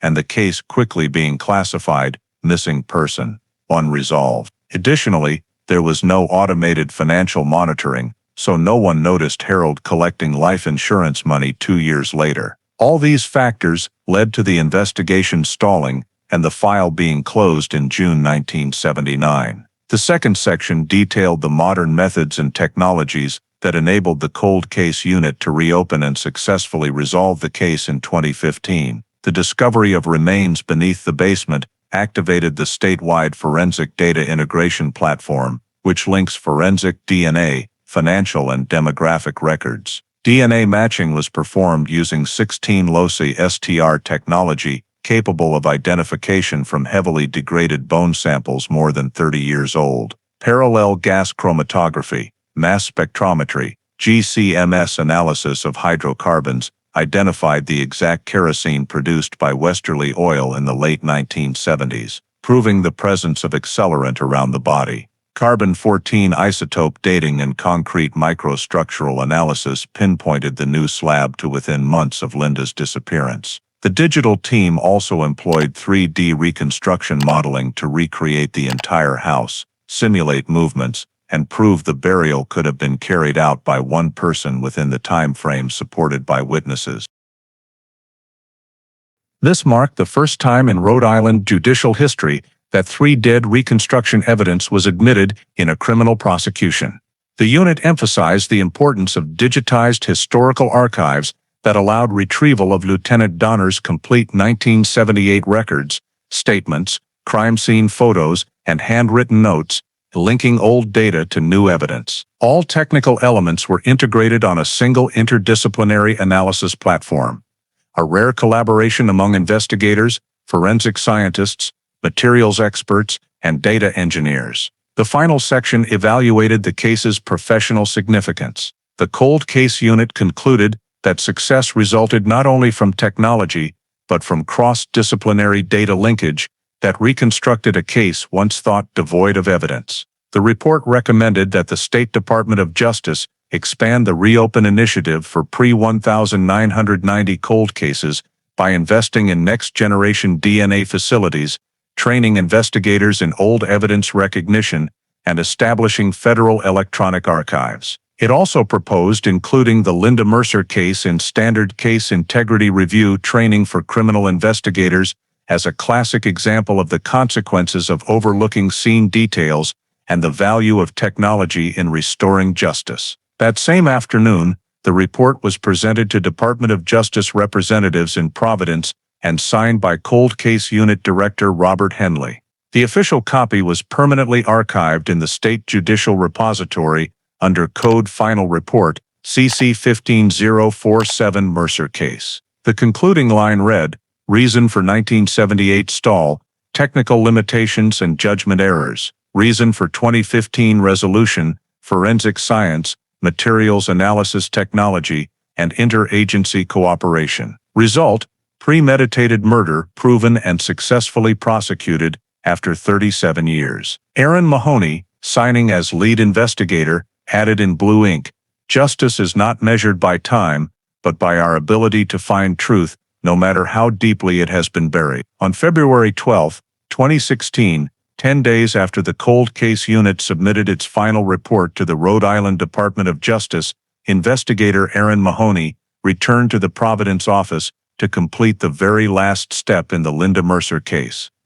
Original file hash 78219. In the small archive room, under harsh fluorescent light and rows of steel cabinets, she placed the nearly 300-page file on the table and checked every section: excavation reports, DNA results, forensic reports, indictment, judgment, and the final investigation summary. Everything was sealed in a brown hardcover, stamped in red, closed case. Aaron logged into the state internal database, navigated to case status, and entered the final update, hash 78219. Linda Mercer, status, solved. The system confirmed the change and automatically created a backup copy sent to the judicial archives. In the physical archive, she used a marker to write a new label on the spine: reclassified, homicide, solved. February 2016. Beneath it she wrote by hand, "Original investigator, Lieutenant Bill Donner, lead reinvestigation. Aaron Mahoney." An archive staff member brought a sealed preservation box. Aaron gently placed the file inside and slid it into the fourth row, among other old unsolved cases, names still waiting for endings. When the metal drawer closed, the dry final clang marked the complete closure of a nearly 40-year investigation. She paused for a few seconds, looking at the old wooden tag Donner had left in the file with the short note: lighter-colored floor. Verify when new data available. That data had now been found, and the case he had documented on a snowy night in 1978 finally had its answer. Before leaving, Aaron opened her duty log and wrote the last entry. February 12, 2016. Completed archiving of Linda Mercer case. File marked solved. Case closed per Cold Case Unit protocol. All evidence verified and permanently stored in state judicial archives. Investigation concluded. She underlined the word concluded, then closed the notebook. Outside, a winter Providence afternoon cast pale light over the frozen river. Aaron put on her coat, paused at the door, and looked back at the brass plaque that read Cold Case Unit, Justice Never Forgets. In that moment she understood that her work was not only about finding the perpetrator, but about returning a piece of justice buried for 37 years to its rightful place, recorded, preserved, and closed with truth. The Linda Mercer case, closed after 37 years, thanks to the Cold Case Unit and modern forensic technology, is not merely a crime story. It is a mirror reflecting Americans' faith in the power of justice, science, and memory that time cannot erase. In today's United States, where information travels instantly and attention is easily scattered, this story reminds us that true justice requires persistence, transparency, and respect for truth, even if it takes decades. The detail that investigator Aaron Mahoney reopened Lieutenant Donner's old file and found his note lighter-colored floor, verify when new data available, shows that no honest effort is ever wasted, even if the result arrives after the original investigator's lifetime. Harold Mercer's exploitation of the legal system to profit from his wife's presumed death serves as a warning that greed and deception will eventually be exposed, because science and truth cannot remain buried forever beneath the concrete of time. Moreover, the 2015 investigative technologies, from DNA analysis and concrete dating to 3D crime scene modeling, demonstrate the value of innovation and scientific investment in maintaining societal integrity. In modern America, the lesson of the Mercer case is not only that justice never forgets, but also individual and institutional responsibility. Every person and every organization must preserve truth, act with honesty, and believe that steadfast commitment to what is right will always matter, even if it takes decades to be proven. If you believe justice can be delayed but never denied, please subscribe to the channel so we can continue exploring cases once thought lost to oblivion together. Thank you for following the journey to close the Linda Mercer file. See you in the next video, where another truth will be brought to light.